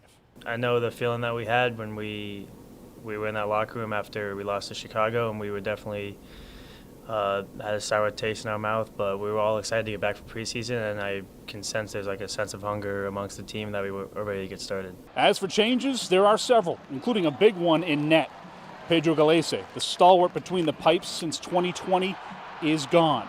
The new guy, 31-year-old Canadian Maxime Crepeau. Yes, the locker room first when I met the staff, the players, and then everybody in the organization felt me really more than welcome. Yeah, I got news for Mr. Maxime there. He will get an even warmer welcome if he can find a way to shut down Red Bull New York. Tomorrow night, 7:30, is when the 2026 season kicks off. Reporting live from Inter & Co Stadium in downtown Orlando, Ryan Welch, News 6. Ryan, thank you. We can't wait. And we have some exciting news to share with you about Orlando City. News 6 is now your official local news partner for the Orlando City Soccer Club and the Orlando Pride. So what does this mean for you? This exclusive local partnership gives News 6 viewers access to full match replays and exclusive team programming right here on News 6, as well as team stories and coverage on clickorlando.com and special shows highlighting players, fans, and so much more coming your way. This is so exciting. We had them in the studio this week, all the energy. I mean, I had to like stand on my tippy toes and try to look up at half of them, but really great. Love the partnership, and I'm excited for the new season. So with that, as we bring in meteorologist Jonathan Kegis, we've got good weather to be out there checking out a game. The only thing is it's short-lived because we got more cold coming. Well, hopefully there'll be a midseason form anyway, because it's going to feel like the midseason, maybe minus the humidity. It's getting ahead of ourselves, but nonetheless, it is going to be warm. We're talking about potentially breaking records in the afternoon. If you're heading to the game, to the match earlier into the evening, we're right around 80 degrees still by 7 o'clock. Again, things get underway at 7:30 on Saturday, back to 77 by 8. Skies will be clear. Should be a fantastic evening for the home opener. Here is a live look now. Cool shot here. Cruise ships leaving port under the beautifully blue skies. Just a few of those puffy clouds out there. Love this shot here with our Launch Credit Union camera. Air temperatures back to the mid-80s under that mainly sunny sky, and it's going to be a repeat performance tomorrow. But as Lauren mentioned, don't get used to it. There is a big cold front in our future. 86 right now in Mount Dora, 87 in Palm Coast. Good evening in Wildwood. We're back to 81. Apopka into Zellwood. We are into the upper 80s as well. Kissimmee. Celebration, we're right around 87 degrees. Now, tomorrow morning, we're going to start things off into the low to mid 60s, a couple of notches warmer even than where we were this morning. And that's going to set the stage for potentially another record-breaking afternoon. We have forecast highs to be tied or broken area-wide tomorrow. So it is going to be another warm one. Groveland, we're back to 87. Melbourne, we're at 83. Watch out for some fog early. That'll burn off to give way again to these record high temperatures again tomorrow. Claremont, Mineola, we're back to the lower 80s by lunchtime, 86 degrees into the afternoon. Again, that puts us right in the ballpark there, breaking those records. 88 is the forecast in Orlando. The record is 88. Would not be surprised again if we hit 89 again tomorrow. 87 in Sanford. Daytona Beach, we're back to the mid-80s as well. Likely a degree or two shy of some of our records closer to the coast. But 80 is going to be a wild ride in the temperature department. So here we go, hour by hour forecast, starting this on Saturday, ending on Monday morning. Tomorrow, upper 80s. We take a little bit of a tumble, a little cooler on Sunday as that cold front slides through. Highs will get shaved back to the low to mid 70s. And then we tank in the temperature department. By the time you wake up on Monday morning, we're back to the upper 30s and lower 40s. High temperatures on Monday. Struggle to get out of the 50s, even colder again on Tuesday morning. And we keep on talking about that freeze. Best opportunity for 32 degrees or colder going to be northwest of I-4. So if you do have any plants that made it through the big freeze, cover them up again. Hopefully this is the last time we have to do that, but especially for us in Marion County, Northern Lake into Bushnell, really everywhere again, because if the wind settles down enough, we're going to have that frost potential elsewhere. So a wild ride, at least through the middle part of next work week. There are the rain chances at 40%. I think a lot of us are really going to be dry, and if you do get wet, these are going to be these quick hitting downpours, not going to help the drought situation any really. And the wind is also going to crank up, which is going to add insult to injury there if anything were to get going. So again, be mindful of what you're doing outside if you have any kind of flame. Again, burn bans in place. 59 on Monday, 59 for a high on Tuesday. This one does not last long, guys. 80s return by Thursday. Jonathan, thank you.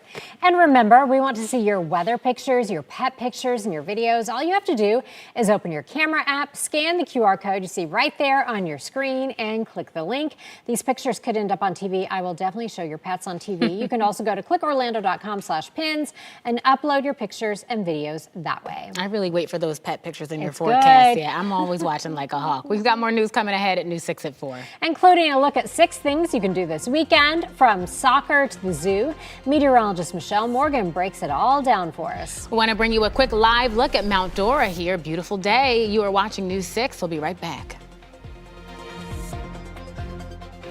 Coming up on Monday, a new push to make the water coming out of your tap safer to drink. A city's new multi-million-dollar proposal coming to work. Plus, raising your taxes to pay for schools where hundreds of thousands of people could be asked to pay more money. Join us for News 6 Mornings starting at 6.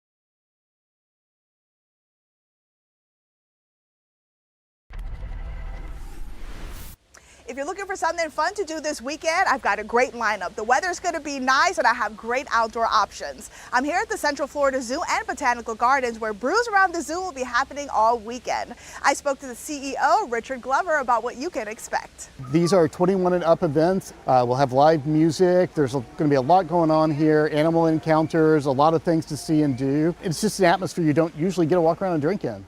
It runs all weekend and tickets are available for purchase online. Support conservation and have some fun at the Eco Expo at Hickory Point Park in Tavares. Enjoy hands-on activities, nature art, and a critter corner with raptors, bats, turtles, and more. Celebrate Scottish heritage all weekend in Mount Dora at Donnelly Park and Elizabeth Evans Park. Enjoy live music, dancing, and authentic bites. Tickets are available online. Get ready for a high-energy night Saturday at 7:30 at the Dr. Phillips Center for the Performing Arts. Experience the electric sounds of New Orleans-style jazz, funk, and soul with Trombone Shorty and the Orleans Avenue. Tickets can be purchased online. It'll be a great night on Saturday to catch the Orlando City soccer match at Inter&Co Stadium. It'll be a mild evening for kickoff as the Lions take on the Red Bulls. The first ever Florida Children's Book Festival is this weekend at Orlando Family Stage from 9 a.m. to 5 p.m. Meet authors, catch live readings, and shows. And if you have something fun happening next weekend, let me know. I've been getting so many fun events from viewers just like you. You could just head over to clickorlando.com or our new 6 app, just click contact us.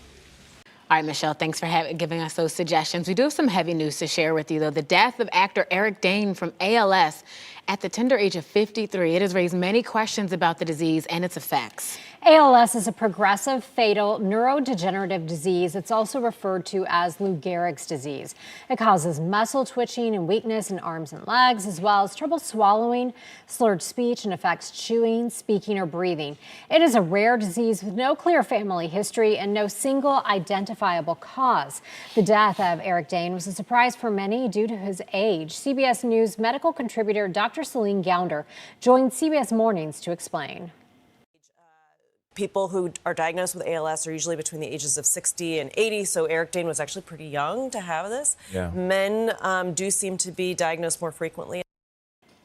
Potential risk factors include smoking, military service, and occupational exposures such as solvents, pesticides, and heavy metals. Good information there. News 6 at 5 is just around the corner. Anchor Matt Austin is in the newsroom with what's ahead. So we told you about a sheriff's deputy shooting and killing a teen shoplifting suspect at a Walmart. When it happened, there were a lot of shoppers. In minutes, we're going to look into what those shoppers saw during the incident. Plus, a teacher arrested on allegations of grooming one of her former students with drugs and alcohol. Tonight, we have the newly released records straight from Seminole County Public Schools that show what other behaviors violated their policy in the past. and your forecast is only minutes away. Don't forget you can stream all of our newscasts and live cameras like this look at Daytona Beach for free anytime on News 6 Plus.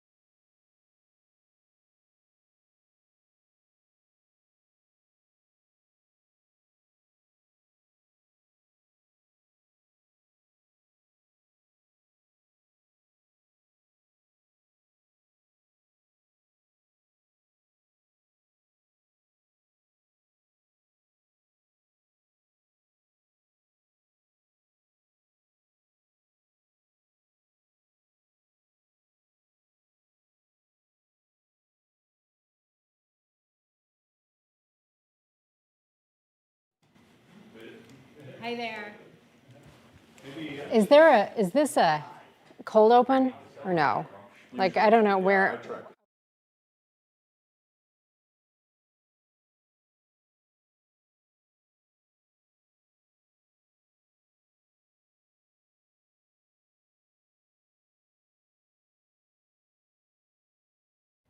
Yes, I can.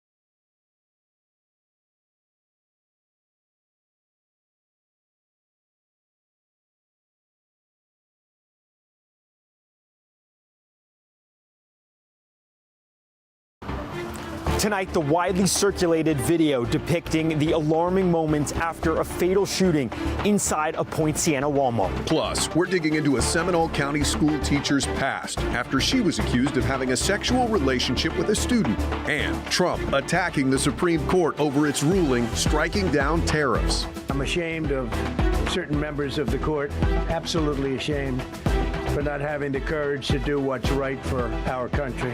What this means for your wallet. News 6 at 5 starts now.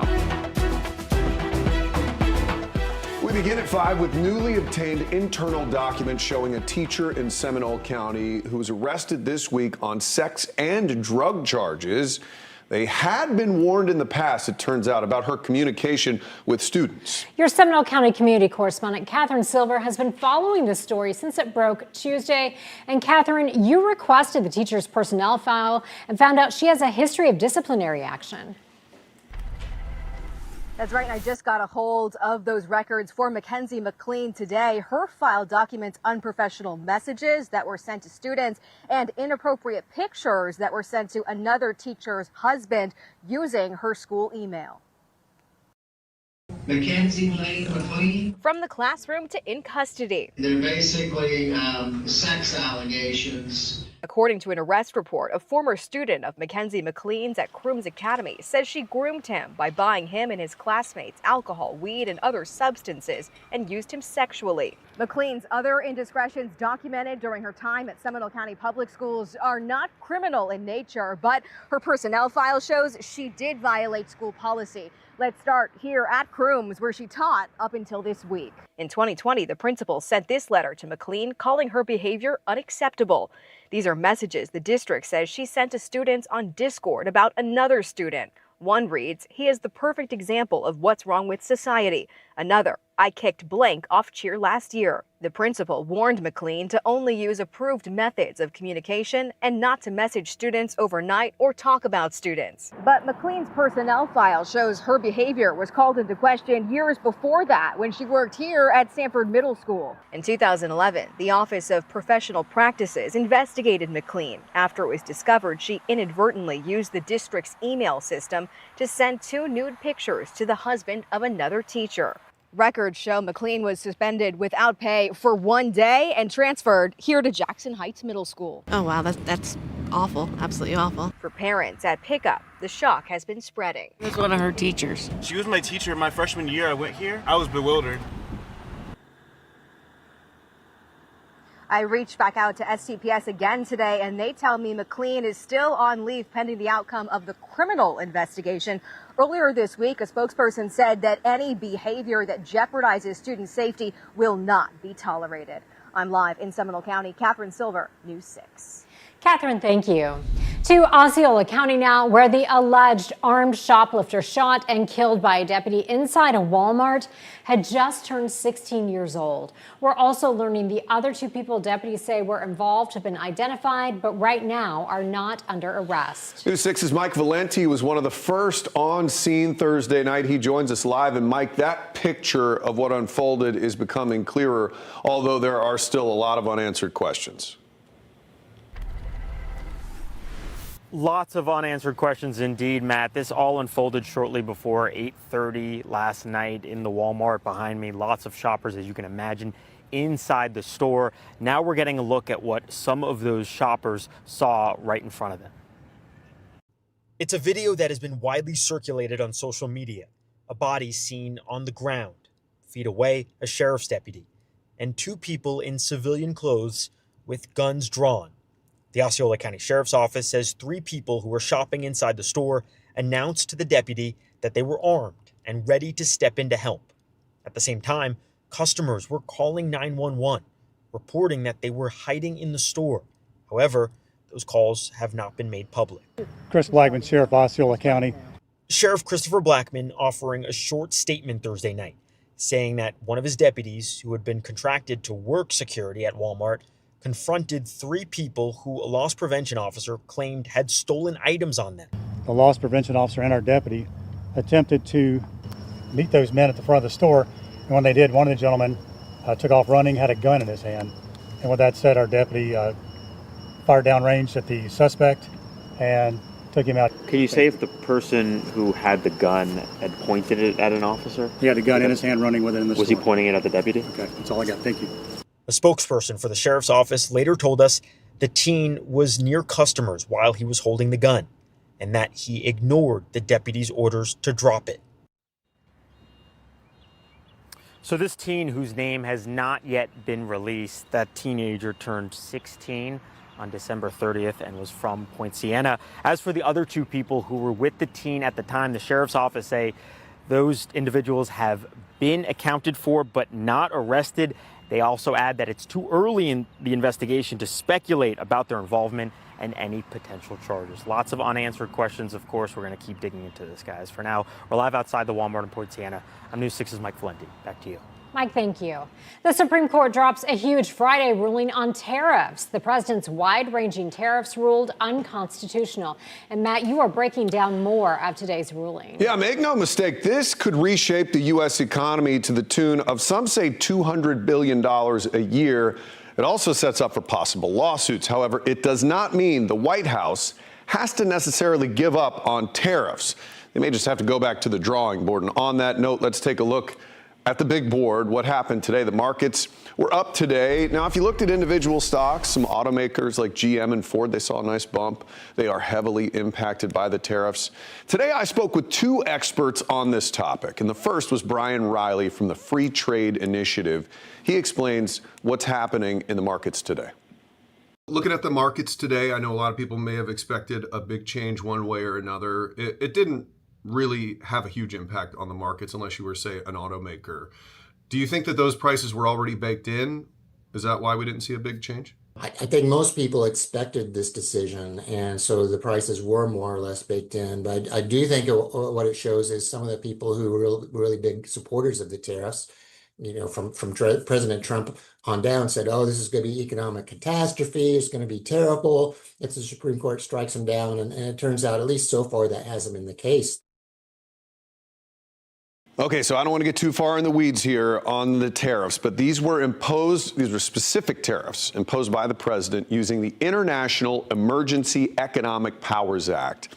These were wide-ranging tariffs. Now, the president often used these to get other countries to negotiate trade deals. The court ruling today made clear, though, the president needs congressional authorization to impose tariffs of such breadth. It also kind of comes down to what we all learned in school.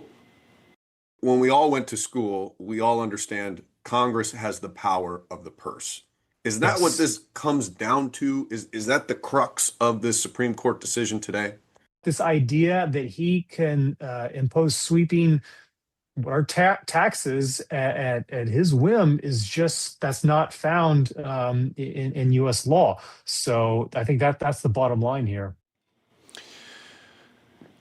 All right, so I want to show you how the justices ruled. This was a 6-3 decision. So the 3 justices who took the side of the White House, they have the red pins. That's Justices Thomas, Kavanaugh, and Alito. They all wanted to give the president these broad tariff powers. Here's what's interesting, though. Justices Amy Coney Barrett and Neil Gorsuch, both appointed by President Trump, voted to restrict his powers in this case. Matt, thank you. A heads up, law enforcement looking for a murder suspect in South Florida say he could be in Orlando. So here's a look at his photo. This is Yolansky Dawkins. The Miami Gardens Police Department says he's wanted in a homicide from early January where a 41-year-old man was shot and found dead inside a parked car. Police say he's known to frequent the Orlando area, and they say he should be considered armed and dangerous and to call law enforcement if you see him. This portion of the news is sponsored by Launch Credit Union. New at 5, we're learning a lawsuit between a Central Florida city and a councilman is now dismissed. You may remember the city of Palm Bay censured Councilman Chandler Langevin last fall for what he said on social media about immigrants from India, like not a single Indian cares about the United States. In a response to the punishment, Langevin filed a lawsuit against the city. The words you used put my children and other children of other color or whatever in harm. Quite frankly, as long as I'm not breaking the law, I'll say whatever I damn well please. A trial was supposed to start last month, but now the city and Langevin have settled. So you remember those student-led ICE protests we've been talking about? Well, today the State Board of Education addressed them and pointed the finger at a statewide teachers union. In a statement released today, the board accused the Florida Education Association, or FEA, of encouraging students to protest, saying it prioritized activism during valuable instructional hours. You may remember earlier this month, we told you about Brevard Public Schools not backing down from its warnings to punish students if they left campus to be a part of a nationwide ICE protest. The school district said the fewer than 50 students who participated in the unauthorized walkouts at multiple high schools would get detention or, in some cases, be suspended. A senior at Rockledge High told your Rockledge community correspondent James Sparvero she's not afraid of getting detention or being suspended. What brought you guys out today? I'm Palestinian, Mexican, and Puerto Rican, so what's happening in the world right now is devastating. And what we can do as young people to help out and just do as much as we can just means a lot, because what's happening to our people is just beyond devastating, and it's sickening right now. Then on Monday, during President's Day, more high schoolers protested ICE and called out their school board members too, although it happened on their day off. The students say they're taking their protests to a school board meeting. That is coming up on the 24th. We've reached out to the FEA. We'll let you know when we hear back. First responders have lifted a shelter-in-place order in the Villages after a chlorine leak. The order impacted people in a 1.5 mile radius of the Turtle Mound Golf Course for hours last night. That's along the 2600 block of Turtle Mound Path in the Villages. No word yet on what exactly happened, but Sumter County Fire Rescue says they were able to clean up the mess pretty quickly. We have not gotten any reports of injuries. Still ahead, a project to address flooding, controversial for some of our neighbors living in the construction zone. Coming up, hear from a man who reached out to us about some of his concerns. Record warmth today, likely more record warmth coming our way tomorrow before a gigantic drop in your temperatures for next week. We're going to pinpoint the wild ride in the temperature department coming your way at about 5:17. And a dead iguana is being blamed for the death of a dog. The warning for veterinarians as Florida prepares for another cold snap. You're watching News 6 at 5. Here's a live look at Port Canaveral from our Launch Credit Union camera. It looks even better on a Friday. I don't know how, but it is pretty. We'll be right back. This portion of the news is sponsored by Launch Credit Union.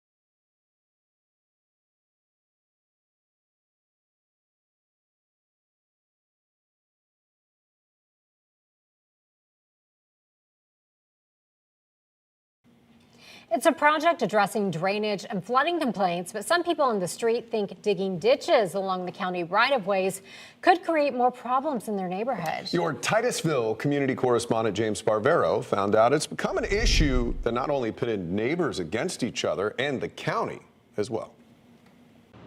It's a drainage project that some people think is not necessary. Carl here on South Fork Road is looking at all this construction equipment digging ditches. Carl, what are they doing and why are you not in favor of it, sir? Well, it's a waste of money. Okay, right now we're in a drought and you can see the duct below the water table. As soon as it rains, these ditches are going to be full of water.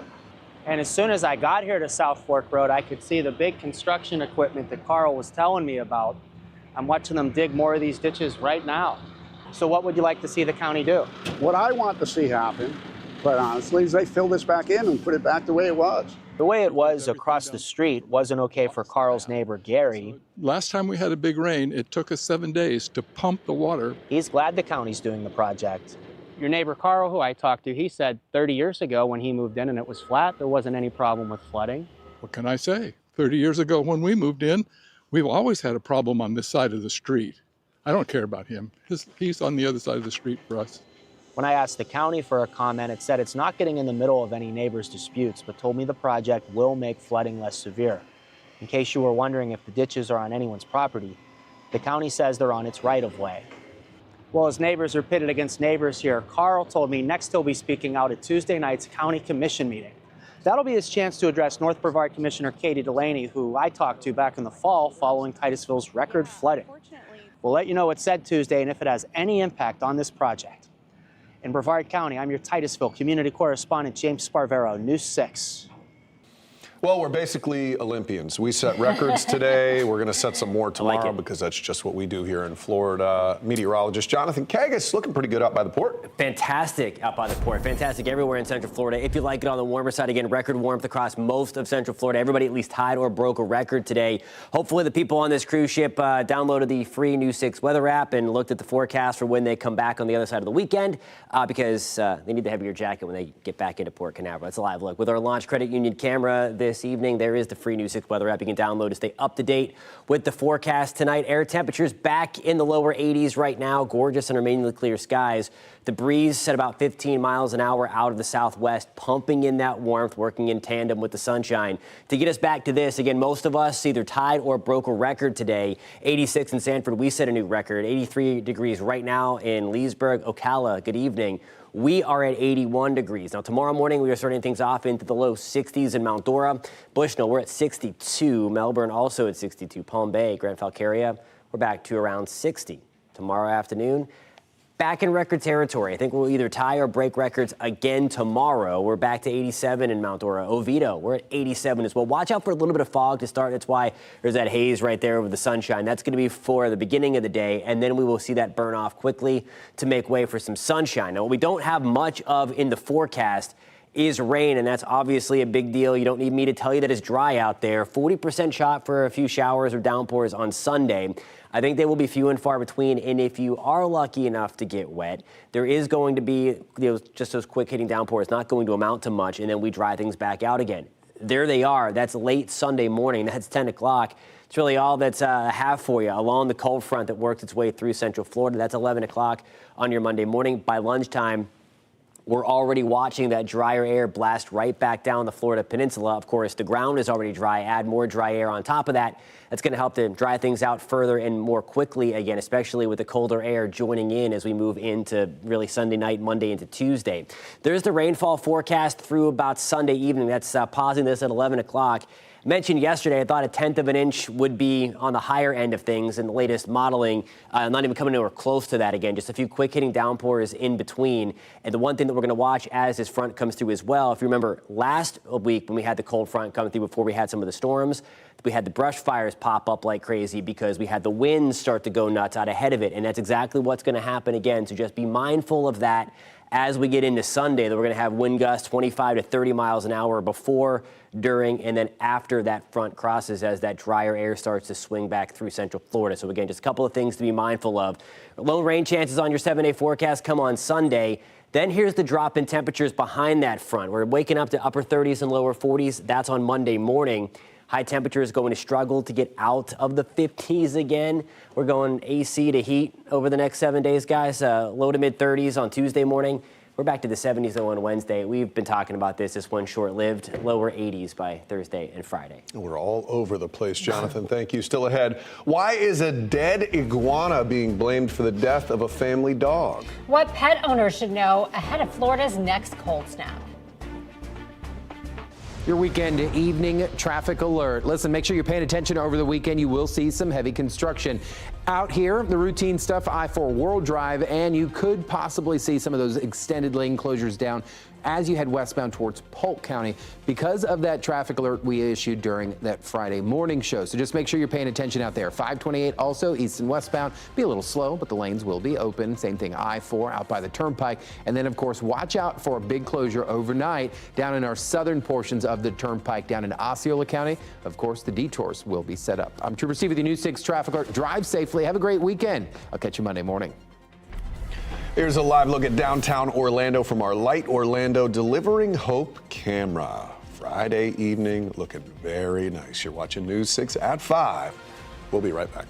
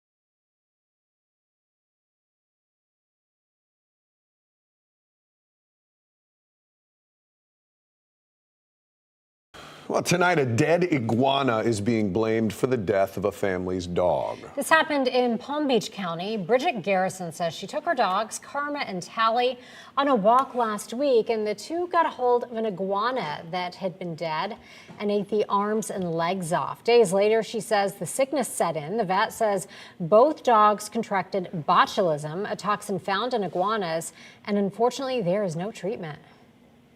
Once they die, then you have bacteria starting to decompose them. Dogs come along, you can start seeing hind limb paralysis, and that will ascend up the body, eventually causing more and more problems. Had I known that them even going near a dead iguana was possibly deadly. I would have gotten the activated charcoal, gotten the antitoxin, but I had no idea. This is so sad. Her dog Tally didn't make it, and Garrison is hoping that karma pulls through. Iguanas are known to fall out of trees when temperatures fall below a certain point. Garrison is urging pet owners to check their gardens and under trees for them and dispose of them safely if you see them. All right, still ahead on News 6 at 5, a long-awaited trip around the moon for 4 astronauts. Coming up, a closer look at the results of a crucial 2-day-long test and what it means for the future of space. But first, a child abuse arrest with some details too graphic to repeat on TV. Coming up, a closer look where the investigation stands and why the suspect could soon face additional charges. Here's a live look for you at Daytona Beach. You're watching News 6. We'll be right back.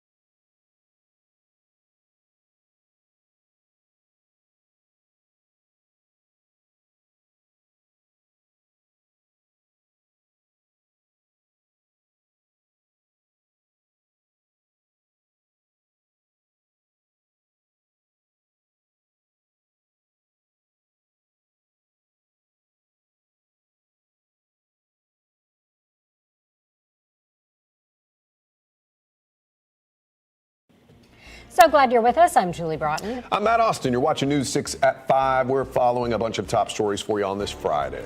We've obtained internal documents showing a teacher in Seminole County who is currently in custody on sex and drug charges had been warned in the past about her communication with students. Seminole County Public Schools says Mackenzie McLean is still on leave pending the outcome of this investigation.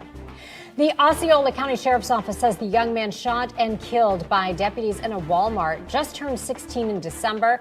The sheriff says the teen and 2 others were shoplifting last night. The sheriff says a deputy opened fire after the teen pulled a gun and was running through the store. In a 6-3 decision today, the U.S. Supreme Court ruled President Trump's wide-ranging tariffs are unconstitutional. This could set up for possible lawsuits.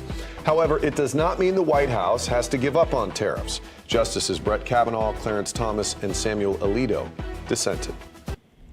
To Marion County now, where a man is sitting behind bars charged in the death of his girlfriend's 3-year-old daughter. Tonight, deputies are trying to figure out if the mom knew about what led up to her daughter's death. News 6 investigator Erica Briguglio is live in the newsroom with the very latest. Tragic and shocking. That's how the Marion County Sheriff's Office describes what allegedly happened on Thursday. Deputies got a call about an unresponsive child at a home along Northeast 44th Avenue in Citra, which is in northern Marion County. They say when they got there, Jerome Coombs was trying to leave. He was taking care of several children at the home, ranging from ages 1 to 9 years old. Deputies say Coombs admitted to punishing the 3-year-old girl while her mom was out running errands. According to detectives, he tried to tie her up to prevent her from reaching into her diaper, and then he beat her. He said, I went too far. I took it too far. And we couldn't agree with him more. They say Coombs called the mother, saying the child was unresponsive. But according to deputies, it would be another 40 minutes before 911 was called. So 40 minutes to call 911. We teach 4-year-olds how to call 911 in an emergency. And I can tell you, again, as a lieutenant, I don't understand. As a father, I have less understanding as to why, if you're told your child is unresponsive, is all she's been told, it took 40 minutes to call 911. I don't have an answer for that. That's a question that only she can answer. The little girl died at the hospital from her injuries. The sheriff's office says it's looking into whether the girl's mom knew about the abuse. The report says one of the children at the home told deputies Coombs had abused them before. Now, Coombs was arrested for aggravated child abuse. He could face more charges once the medical examiner determines the official cause of death. Right now, he is in jail without bond. Julie?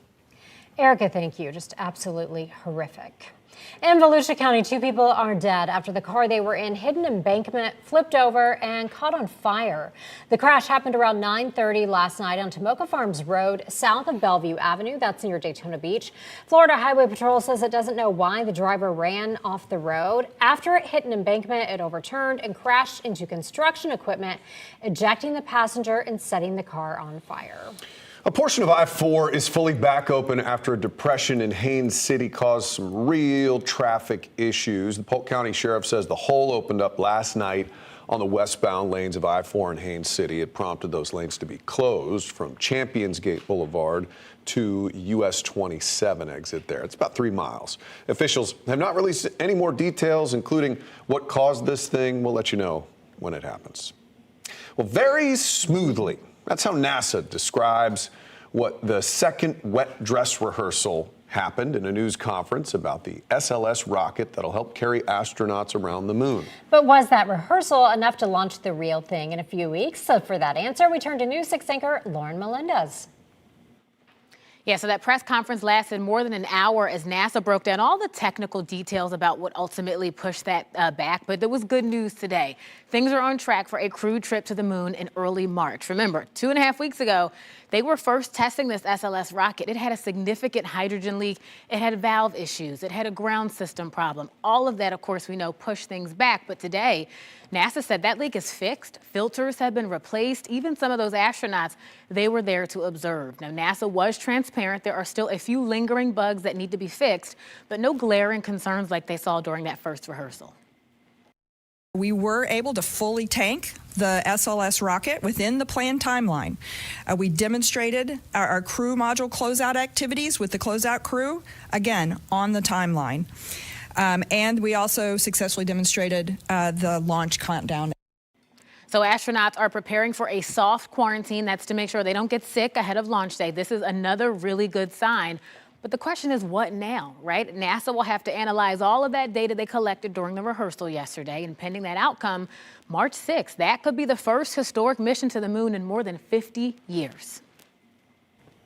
All right, well, the U.S. Attorney for the Middle District of Florida was in Orlando today to talk about the indictments of 11 people involved in a criminal gang organization. Gregory Coe Kehoe, says it's a sophisticated organization involved in narcotics trafficking and making money to advance the gang's organization through the state's Department of Corrections facilities and protect its hierarchy. He says members were able to achieve this because those who didn't follow the rules would be put on a hit list. The focus of this indictment is a criminal gang called Sex Money Murder 24K. It's a renegade gang operating independently throughout the United States and regionally. It initially was connected to the Bloods coming out of California. It evolved into the Bronx and the East Coast, and it made its way down to Florida in the 1990s, and it's firmly ensconced here. Those 11 members indicted are facing charges ranging from racketeering, attempted murder, and drug trafficking. Governor Ron DeSantis spoke at the 2026 U.S. Caribbean Maritime and Ports Forum in Miami Beach this morning. The governor talked about Florida's role in the cruise ship industry during the COVID-19 pandemic. He says the state sued the CDC after it shut down the cruise lines because of the pandemic. DeSantis said Florida ended up winning the lawsuit so that cruise lines could get back to normal. It's an important part of our economy. Obviously, it's an important part of tourism. So our state is a great state to be kind of this gateway, partially because we're doing the things that you need to do as a state. We're doing it right. The Atlantic Council's Caribbean Initiative hosted the inaugural forum, which focused on strengthening U.S. Caribbean cooperation across ports, shipping, and the broader maritime sector.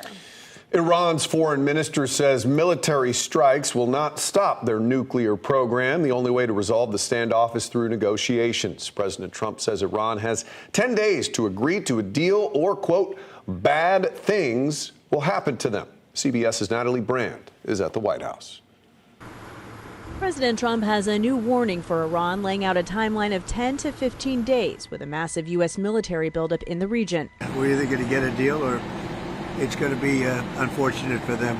President Trump has emphasized his primary goal remains no nuclear weapons. But Iran's foreign minister told MS Now's Morning Joe that the latest round of talks this week did not include discussions of ending their program. What we are now talking about is how to make sure that Iran's nuclear program, including enrichment, is peaceful and would remain peaceful forever. Sources tell CBS News Iran is expected to present the U.S. a new written proposal in coming days, and that Iran has dangled potential investment opportunities as part of a deal, indicating it might be willing to purchase U.S. aircraft and to offer possible access to oil and gas fields. We need some sort of creativity and flexibility by both sides, so a deal is at our reach, and there is any other solution for this question. Iran also wants relief from sanctions and to separate the nuclear discussions from the talks over its ballistic missile program. The Iranians still have a very substantial stock of short-range missiles. They can fight back. They can absolutely fight back, and they can fight back at the kinds of targets where there are significant American assets. Iran is carrying out military drills with Russian ships, a show of force for the U.S. and U.S. allies throughout the Middle East. They cannot continue to threaten the stability of the entire region. Iran says it does not seek war, but will respond decisively in the face of military aggression. Natalie Brand, CBS News, the White House. Well, Central Florida drivers, the State Department of Transportation is warning there is a new lane shift happening. It's happening in a busy spot to I-4 near World Drive. This is as construction continues to expand on I-4 near the theme parks. Our trooper Steve went on patrol at this spot to show you what your westbound commute might look like. Approaching the entrance of the construction area and the lane shift. You can see signs here, 65 miles an hour. All lanes will shift to the left. At least that's what the sign said. So where are we shifting these lanes? Previously, where did we used to go? Let's see. There's the exit to World Drive at the 62. Heavy, not too, this is a nice shift, guys. This is a pretty smooth, very smooth. Nice and easy. We move into brand new travel lanes here. Brand new, and these lanes will be part of the permanent westbound travel lanes. I really like it. I really like it. I think he likes it. The lane shift also affects the eastbound lanes of I-4. You can look at the rest of the drive with Trooper Steve on patrol. Weekdays at 8 a.m. and 8 p.m. on our new 6 Plus streaming app for your smart TV or, of course, on clickorlando.com. Well, the warmer temps and drier air have first responders on alert. Burn bans are already active for Volusia County. Up next, how the county fire department is preparing for what could be a dangerous weekend and what they're asking people not to do. Yeah, we're tracking that cold front that's going to crank up the winds, and that's likely part of the problem. Daytona Beach, we are dry right now. Lots of sunshine, just a few high clouds. We'll talk about the rain chances to go up slightly. Won't help much. We'll break that down at about 5:47. And a local councilwoman making history to try to change it. Her efforts to shed light on a difficult part of a local town's past. Try out the all-new primetime schedule on News 6 Plus. We have a new take on the day's news on News 6 tonight at 9. Meteorologist Jonathan Kegas answers your weather questions at 9:30, and then you can watch the late news an hour early. It's all tonight on News 6 Plus. Download that streaming app for free. Search WKMG in your smart TV's app store. It's also on Roku, Apple, and Fire. This portion of the news is sponsored by Shark Coatings.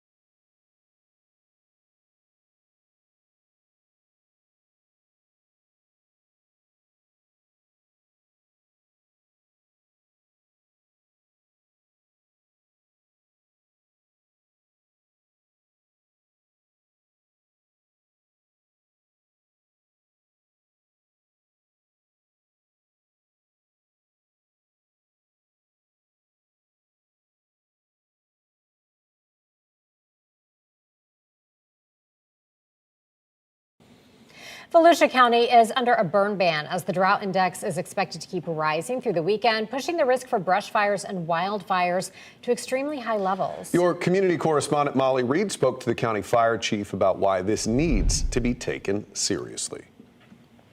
The Volusia County Fire Department says that it's keeping its eye closest on northwest Volusia County as having the highest fire risk right now. Now, while the county's burn ban is for unincorporated Volusia County, a lot of cities like DeLand here are now issuing their own burn bans because of the heightened risk. Now, if you plan on doing some yard work this weekend, you're going to want to hear this. This is probably the strongest, hardest winter we've had in a long time. And that means a lot of dead, dry plants. You know, you probably don't want to keep that piled up around your house. Driving around DeLand, I found a lot of piles in yards waiting for pickup. Yard waste pickup here happens only once a week.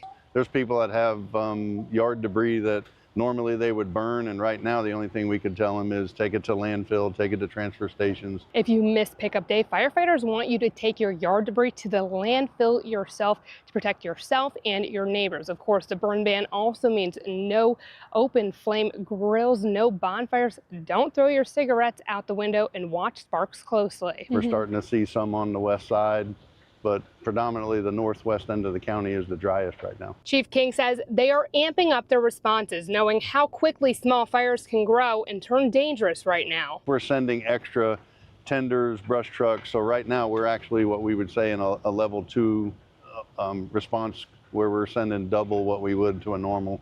Anyone caught violating the burn ban can be fined $500 or even sent to jail for 60 days. I'm your Volusia County Community Correspondent Molly Reed, News 6. Okay, time now to get a check of, we got double meteorologist action here today. A lot going on. Meteorologist Jonathan Keg is going to guide us through this whole drought issue we're seeing. Yeah, and of course, so we get these every Thursday, the main drought monitor, and it expanded. We talked about this at length yesterday, but where Molly was just talking about the western side of Volusia County, that's what was added to the extreme drought status yesterday. All of us in Marion and then Northern Lake, we are considered to be in that extreme drought. Same for us in Flagler. Everybody else basically in at least a moderate drought through central Florida. Not a ton of rain coming. Most of us will be dry as this cold front comes through, and the wind really cranks up with this front. So the trifecta there, that's what's going to cause some issues as we get over to the weekend. 86 in Sanford. We're at 85 in Daytona. We set new records today across the board, either tied or broke records. And we're going to be doing that again tomorrow. 88 degrees in Orlando. That's going to be our forecast for tomorrow. The record likely going to be either the old record or tied tomorrow is 88. Sanford, same deal for us. Daytona Beach, we are going to get very close. Same for us in Leesburg with our southwesterly wind. Here's a cold front. It's a weak one. This is not the one that we are tracking yet for the second half of your weekend. You do see a couple of showers closer to the Florida-Georgia state line. Otherwise, we lose a lot of that shower action as it tries to sag to the south a little bit as that front pushes through as we move forward up to the next couple of days, really by Sunday morning. Downtown Orlando, light Orlando delivering Hope Skycam. We have air temperatures now in the upper 80s, still breaking a record today, tying a record at the airport. The breeze out of the south-southwest at about 5 to 10 miles an hour, and it's that breeze that's really going to crank up first out of the southwest early on Sunday morning, and then we will quickly turn that wind direction back to the north and west. Again, another nice look in Daytona Beach tonight with air temperatures back into the mid-80s. Tomorrow morning, we're hanging around 60 in New Smyrna. We're back to 60 in Daytona Beach, 62 degrees when you wake up in Kissimmee. Now here's a look at your afternoon. Your forecast is sponsored by Advent Health. Record warmth again tomorrow, 87 in Oviedo, Mims, and in Titusville. We're back to the upper 80s. Beach day looking very nice. The water's a little chilly, but nonetheless, it is going to be great to be out there. Different story as we get into early next work week. Look at this.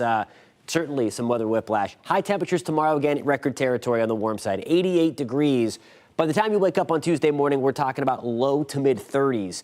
Back across the board, high temperatures both Monday and Tuesday are going to struggle to get out of the 50s. So this is a significant cold front. That comes in on the second half of the weekend. Prior to that, it is really, really warm. It is really nice again for the home opener, Orlando City, 80 degrees by 7 o'clock again. Match start at 7:30. We're hanging in the lower 70s pretty much the entire game. It's going to be mild. The skies are going to be mainly clear.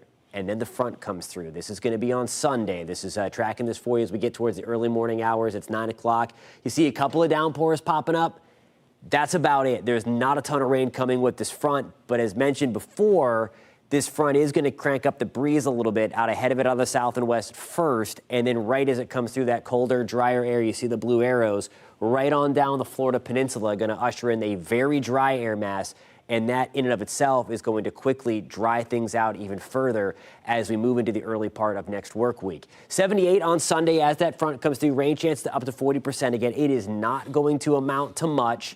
Then we drop to the upper 30s and lower 40s on Monday morning. Temperatures Monday, even with sunshine, struggle to get out of the 50s. Even colder on Tuesday morning. We're back to the upper 50s as well. This one, guys, does not last long. We get back to the 80s on Thursday. So not as cold, not as long lasting as the last big one, but it's going to hurt a little bit. Okay, that's some good news, though, Jonathan. Thank you. Open your camera app and scan the QR code you see there on your screen right now and click the link. We want to see your weather pictures, your pet pictures, your videos. They could end up on TV. You can also go to clickorlando.com/pins and upload your pictures and videos that way. Well, a little more than a year ago, a local town formally denounced its past reputation as a sundown town. Today, the councilwoman at the center of it is talking about the impact. Hear her take on the historic proclamation. And coming up at 6, the Supreme Court striking down part of the president's widespread tariffs, what this could mean for your wallet. Coming up on Monday, a new push to make the water coming out of your tap safer to drink. A city's new multi-million-dollar proposal coming to work. Plus, raising your taxes to pay for schools where hundreds of thousands of people could be asked to pay more money. Join us for News 6 Mornings, starting at 6. We'll leave you before we head to break with a live look over downtown Orlando on this Friday from our Light Orlando Delivering Hope camera. You're watching News 6 at 5. We'll be right back.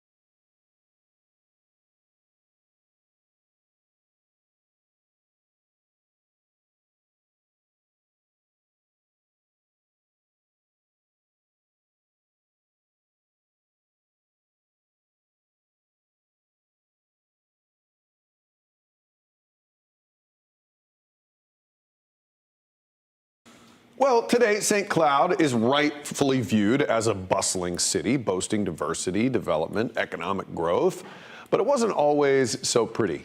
In fact, a dark reputation once defined the area, and an elected leader with deep ties there tells News 6 anchor Lauren Melendez she is determined to change that because ignoring the past only allows it to linger. Whether it came to owning a home or simply walking down the street, people who looked like me were historically not welcome or even safe here in St. Cloud. And during my conversation with the city's first black councilwoman, she explains just how much of that legacy was intact until recently. I, Jennifer Paul, do solemnly swear. She made history to change it. Jennifer Paul, elected to a council that until 2024 had no person of color. Is there a bittersweetness in this to be the first black person elected to St. Cloud's Council when we've seen so much progress for black and brown people? It's a shame that it took this long.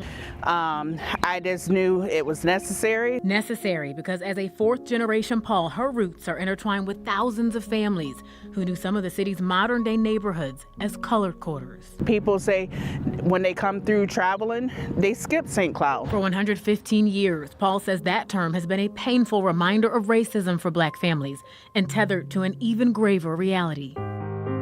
Because of the sundown town, they couldn't go in certain areas. This small chunk of Osceola County maintained a big reputation as a sundown town, all the way through January of 2025, a place where black people could be harassed, even lynched if seen after dark. What can I do to make sure that these residents feel comfortable in a town that they live in? That question led to months of work with the city manager, attorneys, and the community to create a historic ordinance, renaming the stretch of Narcoossee Road to Earl O'Bronson Highway and formally denouncing St. Cloud as a sundown town. I think because we're growing rapidly. Councilwoman Paul says the unanimous support of her colleagues was reaffirming, and while the sun may have set on the city's racist past, the move was a springboard for her plans to advance St. Cloud. The right thing to do was renew the image here for St. Cloud. Interesting story. It's sad to think that it took until 2025. Unreal. Well, News 6 at 6 is next, and we're following a story so many of you are reading on clickorlando.com. An alleged shoplifting incident turns into a deputy-involved shooting inside a Poinciana Walmart. What we're learning about the teen who died inside. And the president sweeping tariffs struck down by the Supreme Court. I'll break down how this happens and what it means for the economy. And here's a live look at downtown Orlando from our Light Orlando Delivering Hope camera. Happy Friday, Central Florida. You're watching News 6. We'll be right back.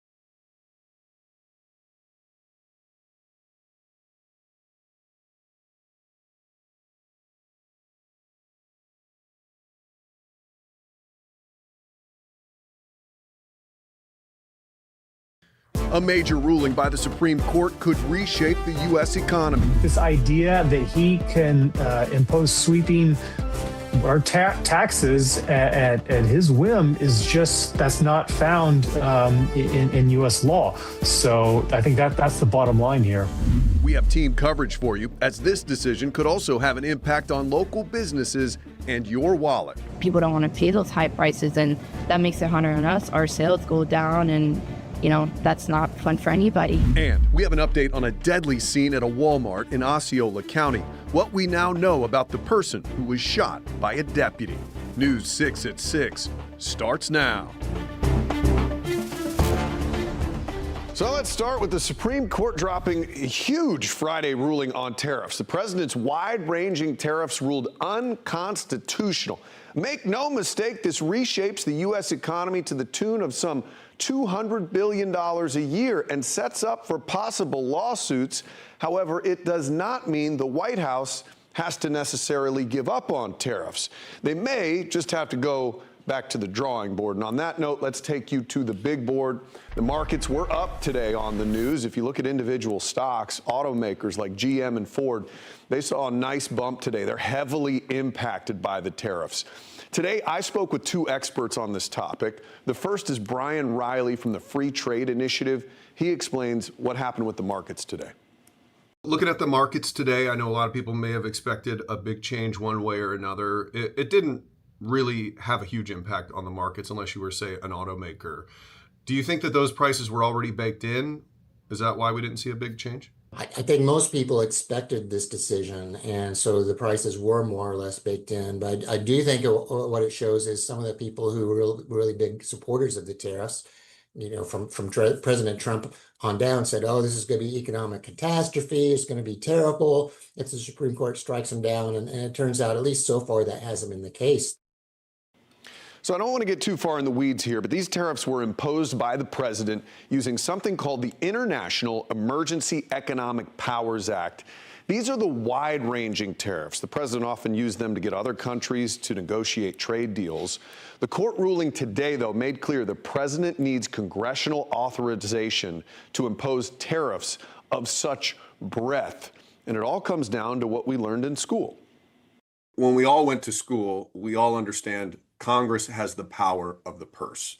Is that what this comes down to? Is that the crux of this Supreme Court decision today? This idea that he can impose sweeping or taxes at his whim is just, that's not found in U.S. law. So I think that's the bottom line here. Okay, so I want to show you how the justices ruled. It was a 6-3 decision, not as tight as a lot of decisions. The three justices who took the side of the White House has these red pins next to them. Justices Thomas, Kavanaugh, and Alito. They gave the president broad tariff powers, or that's what their vote was trying to do. But here's what's interesting. Justices Amy Coney Barrett near the end there and Neil Gorsuch next to her, both appointed by President Trump, voted to restrict his powers. The decision by these justices could have real effects here at home. Small family-owned grocery stores say those tariffs made it harder to keep prices more affordable for customers. Your Castleberry community correspondent Alex Cook spoke to a local store manager who says she's hoping the decision brings relief. For Castleberry Meat and Produce, this isn't about policy. This is about survival. This small family-owned market has served the community for years, but they say tariffs have caused them to raise their prices on imported produce. This means less customers and sometimes wasted food. With the news that the Supreme Court overturned some of those tariffs, they now have a glimmer of hope that things might get better. Prices have gone up a lot, especially our produce, our meat, anything coming from Brazil, from Canada. The tariffs have increase a lot of our prices, which makes it really hard on us, because we're such a small neighborhood market. Yenny Bizono manages the store. Her grandmother owns it. She says every week is a struggle to stay afloat. The tariffs haven't helped. Sometimes people don't want to pay those high prices, and that makes it harder on us. Our sales go down, and, that's not fun for anybody. She says some items don't sell at all, including these mangoes imported from Brazil. They come from Brazil, and I have people all the time. They come and they're like $1.99 for a mango, and they walk out. They don't buy the mangoes, and sometimes they go bad, and that doesn't help us. Now with the Supreme Court overturning some of those tariffs, she's hoping for relief. God willing, I hope that the prices do go down. That would be really good for my store and for the community as well. With President Trump announcing he has other ways to impose tariffs, the future is still uncertain. But I asked Bisono about the possibility of refunds on the tariffs they've already paid, which the Supreme Court now says were illegal. If they give us refunds, that'd be amazing. But if not, I'm just praying that tariffs do go down, that over time, the business will continue to pick up. She says anything that will help lower costs will help her business stay open and help customers face less pressure at the register. I'm your Castleberry community correspondent, Alex Cook, News 6. You can be sure to get all your news updates from the comfort of your phone. Scan the QR code on your screen and download our free News 6 app. Get breaking news alerts right there whenever they come in. Well, the big warm-up is here, and we were in the mid-80s today. Going to get even warmer over the weekend. This heat could make drought conditions worse, though, right, Jonathan? It will, and then the cold front coming in behind that to bring in even a drier air mass is going to just one-up that. We had some record highs today, tying or breaking records all over the place. 89 was the high temperature today in Orlando. That ties our record from 1988. Sanford, we set a new record. Same for us in Daytona Beach. That's what the R is on your screen. 88 in Leesburg. That broke our record.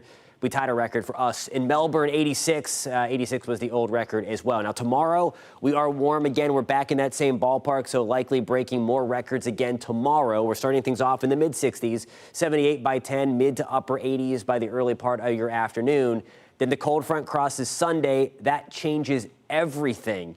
By the time we get into the early part of next work week, we're going to have the wild ride in the temperature department, Matt, coming up at about 6:17.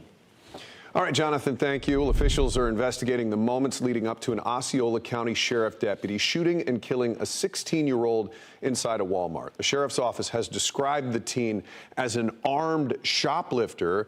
We have not yet gotten the body cam, dash cam video, or 911 calls from the sheriff's office, but we do have video from inside that Walmart showing the moments after the teen was shot. News 6's Mike Valenti has reviewed that video, joins us outside the Walmart in Point Siena. Mike, this video is pretty graphic. Matt, it definitely is graphic, and that's why we were diligent about making sure we were blurring most of what we were looking at, including the body of a 16-year-old on the ground of Walmart. While shoppers were frantically calling 911 to say they were hiding from bullets, a person was taking this video, showing the moments after a sheriff's deputy shoots and kills a 16-year-old. We also can see at least two other people dressed in everyday clothes with guns drawn. Spokesperson with the sheriff's office tells us at least 3 people shopping inside the store let the deputy know they were armed and ready to help. Chris Blackman, Sheriff, Osceola County. In a brief statement Thursday, Osceola County Sheriff Christopher Blackman said the off-duty deputy, who was tasked with working security at Walmart at the time, was alerted by the loss prevention officer to 3 people suspected of shoplifting. The Walmart employee and deputy went up to the 3 people, who the spokesperson says were walking to the front of the store without paying. And when they did, one of the gentlemen took off running, had a gun in his hand. And with that said, our deputy fired downrange at the suspect and took him out. He had a gun in his hand running through the store. Can you say if the person who had the gun had pointed it at an officer? He had a gun in his hand running with it in the store. Was he pointing it at the deputy? Okay, that's all I got. Thank you. The agency spokesperson later told us the 16-year-old had approached customers while holding the gun and that he ignored the deputy's orders to drop it. As for the 2 other people, the other 2 suspects fled the store. We've got great video surveillance of them. If anybody out there, we'll put their pictures out later, but if you know those, let us know or notify Crime Line.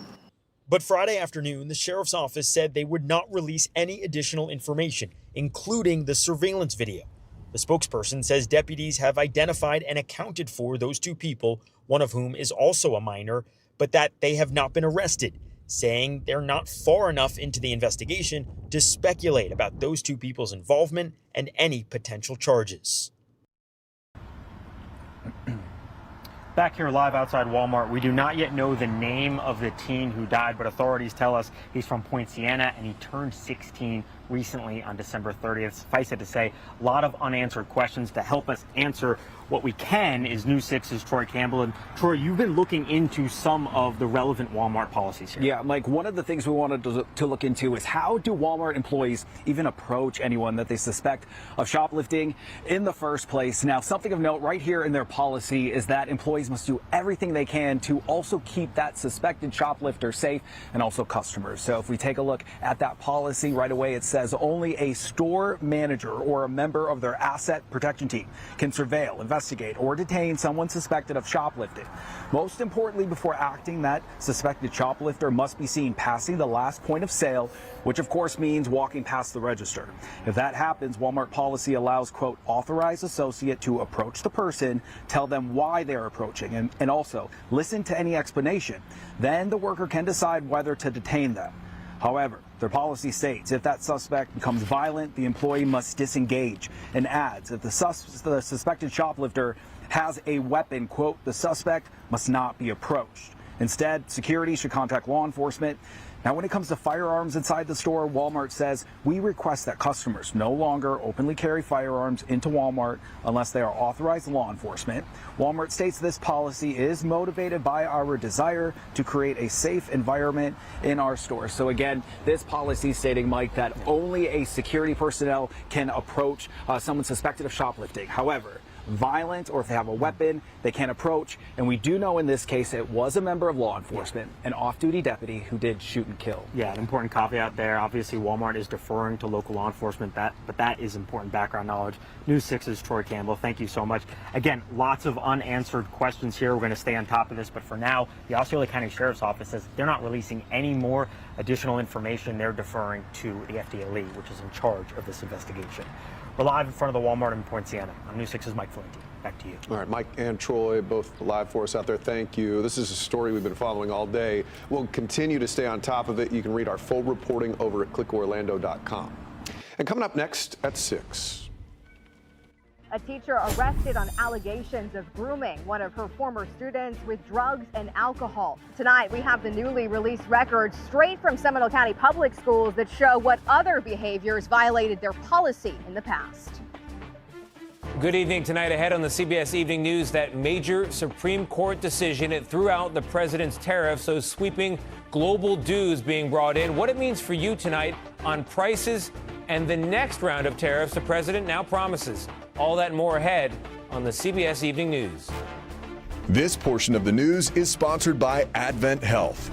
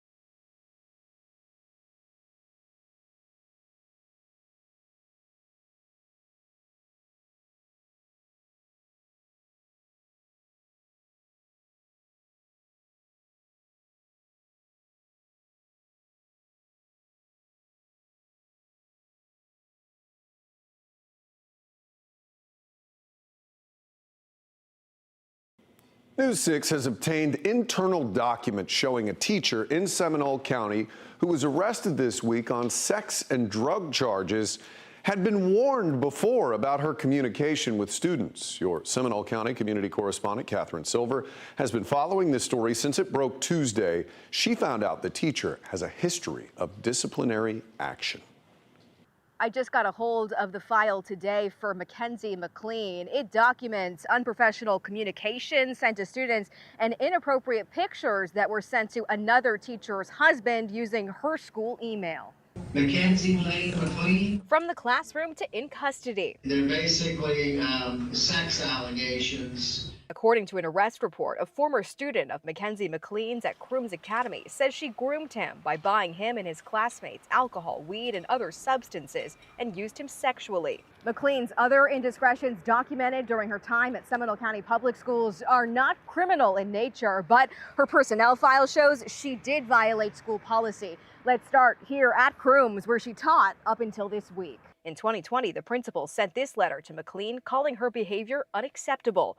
These are messages the district says she sent to students on Discord about another student. One reads, "He is the perfect example of what's wrong with society." Another, "I kicked blank off cheer last year." The principal warned McLean to only use approved methods of communication and not to message students overnight or talk about students. But McLean's personnel file shows her behavior was called into question years before that when she worked here at Sanford Middle School. In 2011, the Office of Professional Practices investigated McLean after it was discovered she inadvertently used the district's email system to send 2 nude pictures to the husband of another teacher. Records show McLean was suspended without pay for 1 day and transferred here to Jackson Heights Middle School. Oh, wow, that's awful, absolutely awful. For parents at Pickup, the shock has been spreading. That's one of her teachers. She was my teacher my freshman year I went here. I was bewildered. I reached back out to SCPS again today, and they tell me McLean is still on leave pending the outcome of this investigation. Earlier this week, a spokesperson told me any behavior that jeopardizes student safety will not be tolerated. In Seminole County, I'm Catherine Silver, News 6. All right, well, a hot weekend is on tap, but the cold will come at the beginning of next week. Pretty night for us out there on Friday night, Jonathan. It's gorgeous. If you've been missing the warmth, we certainly have it. We broke records today. We're going to be back in that same ballpark again tomorrow. Fantastic evening because we don't have that rich humidity yet when it comes with the heat. That obviously is a few months away. Port Canaveral, Brevard County with our Launch Credit Union camera tonight. Just some of those higher, thin, wispy clouds out there making for a gorgeous sunset. If you do snap a photo, there it is right there, the free News 6 weather app. There's a section called Pin It. Submit those photos, and I will showcase them tonight at 11 o'clock. 81 degrees under a mainly clear sky, again, other than those higher thin clouds pushing through. Air temperatures, again, in the lower 80s across most of Central Florida still at this hour. 80 in the Villages, falling now to 77 in Wildwood. Daytona Beach, we're at 83. Palm Coast, Bunnell, we're back into the lower 80s. Tomorrow morning, a warm start, very nice start to the weekend. Low to mid 60s. Holopod may slip back into the upper 50s, still though very warm, running about 10 degrees above where we should be. Now here's a look at your afternoon. Your forecast is sponsored by Strata Services. Record warmth again tomorrow. Watch out for a little bit of fog early in the day. 87 degrees in Mount Dora. The Villages, we're back to 87. Cocoa Beach, we're at 82. If you're heading to the beach tomorrow, it's going to be fantastic. Water's still a little chilly in the 60s for most of us, but it is going to be a very warm afternoon. Claremont, Mineola, gorgeous day coming your way. 82 by lunchtime, 86 by 2.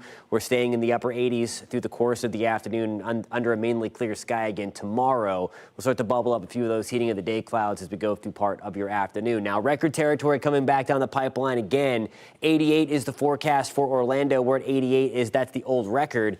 87 in Sanford, likely going to tie, if not even break these records by a degree. We could make a run for 90 as we go into tomorrow. But that will all be wiped away by the time we get into the start of next work week. Cold front comes through on Sunday. Look at this ride that we go on. Upper 80s again tomorrow. We take a little bit of a dive going into Sunday because that's the day the cold front works its way through. We'll see extra clouds, a couple of downpours around, and then the crash comes behind the front.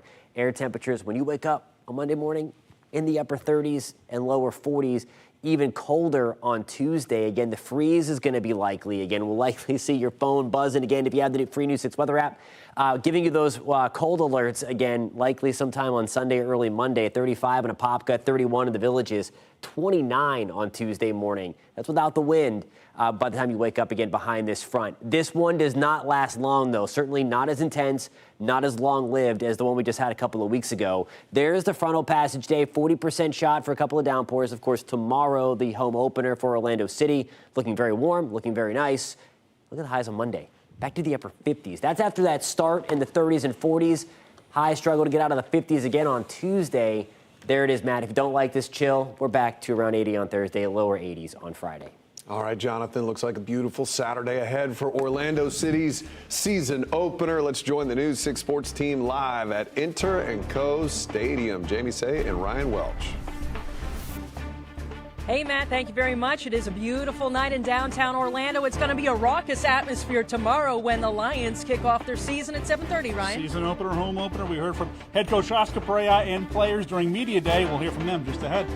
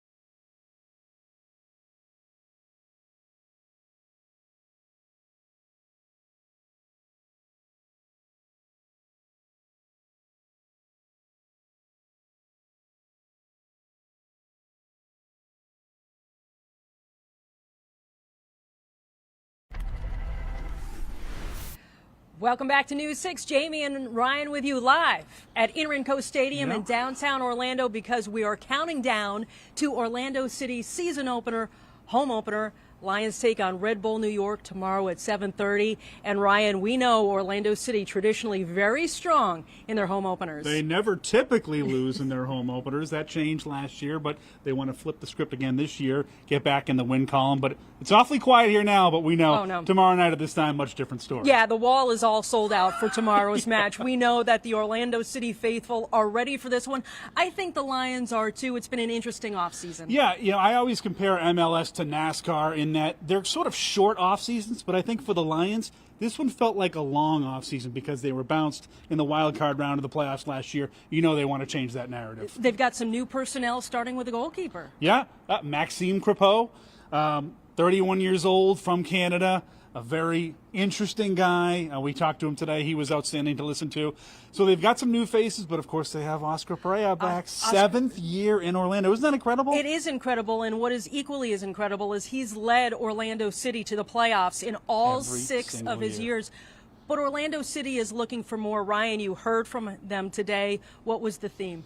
The theme was just that. You know, there's a winning mentality here in Orlando, as we know, under Oscar Pereira, but just sneaking into the playoffs, just getting in is not enough. They want to reach further. They want to reach higher. 2 years ago, as we remember, against Red Bull New York, they lost in the conference finals to them. They want to get back to that point and hopefully beyond this year. All right, let's hear from the Lions right now. Our objective always is winning. And despite we have some transformation or some evolution, as we have spoke during the day, the team has big objectives. The locker room first, when I met the staff, the players, and then everybody in the organization felt me really more than welcome. We were all excited to get back from preseason, and I can sense there's like a sense of hunger amongst the team that we were ready to get started. When I came here, qualifying for the playoffs was the objective, and now that's not the one. I think it has been a big progress for the club, and I admire the fans that are always pushing us. We want to win. We want the title, we want the trophy, we want to win MLS Cup. He put it out there, the MLS Cup. It starts tomorrow, New York Red Bulls at 7:30. New faces in the lineup, but the same old standard. Absolutely. It's going to be a fun Yeah, one tomorrow. I love it. It's the first of 34 MLS regular season matchups for Orlando City, and News 6 will be right along with them throughout the season. Live at Inter Stadium in downtown Orlando, I'm Jamie. He's Ryan. Matt, let's get it back to you. Good stuff. Looks like a great night out at the stadium. Opening day is going to be amazing. Jamie and Ryan, thank you so much. More news coming up at 9 on clickorlando.com and your News 6 Plus streaming app. We thank you for joining us, and we hope you have a fantastic weekend.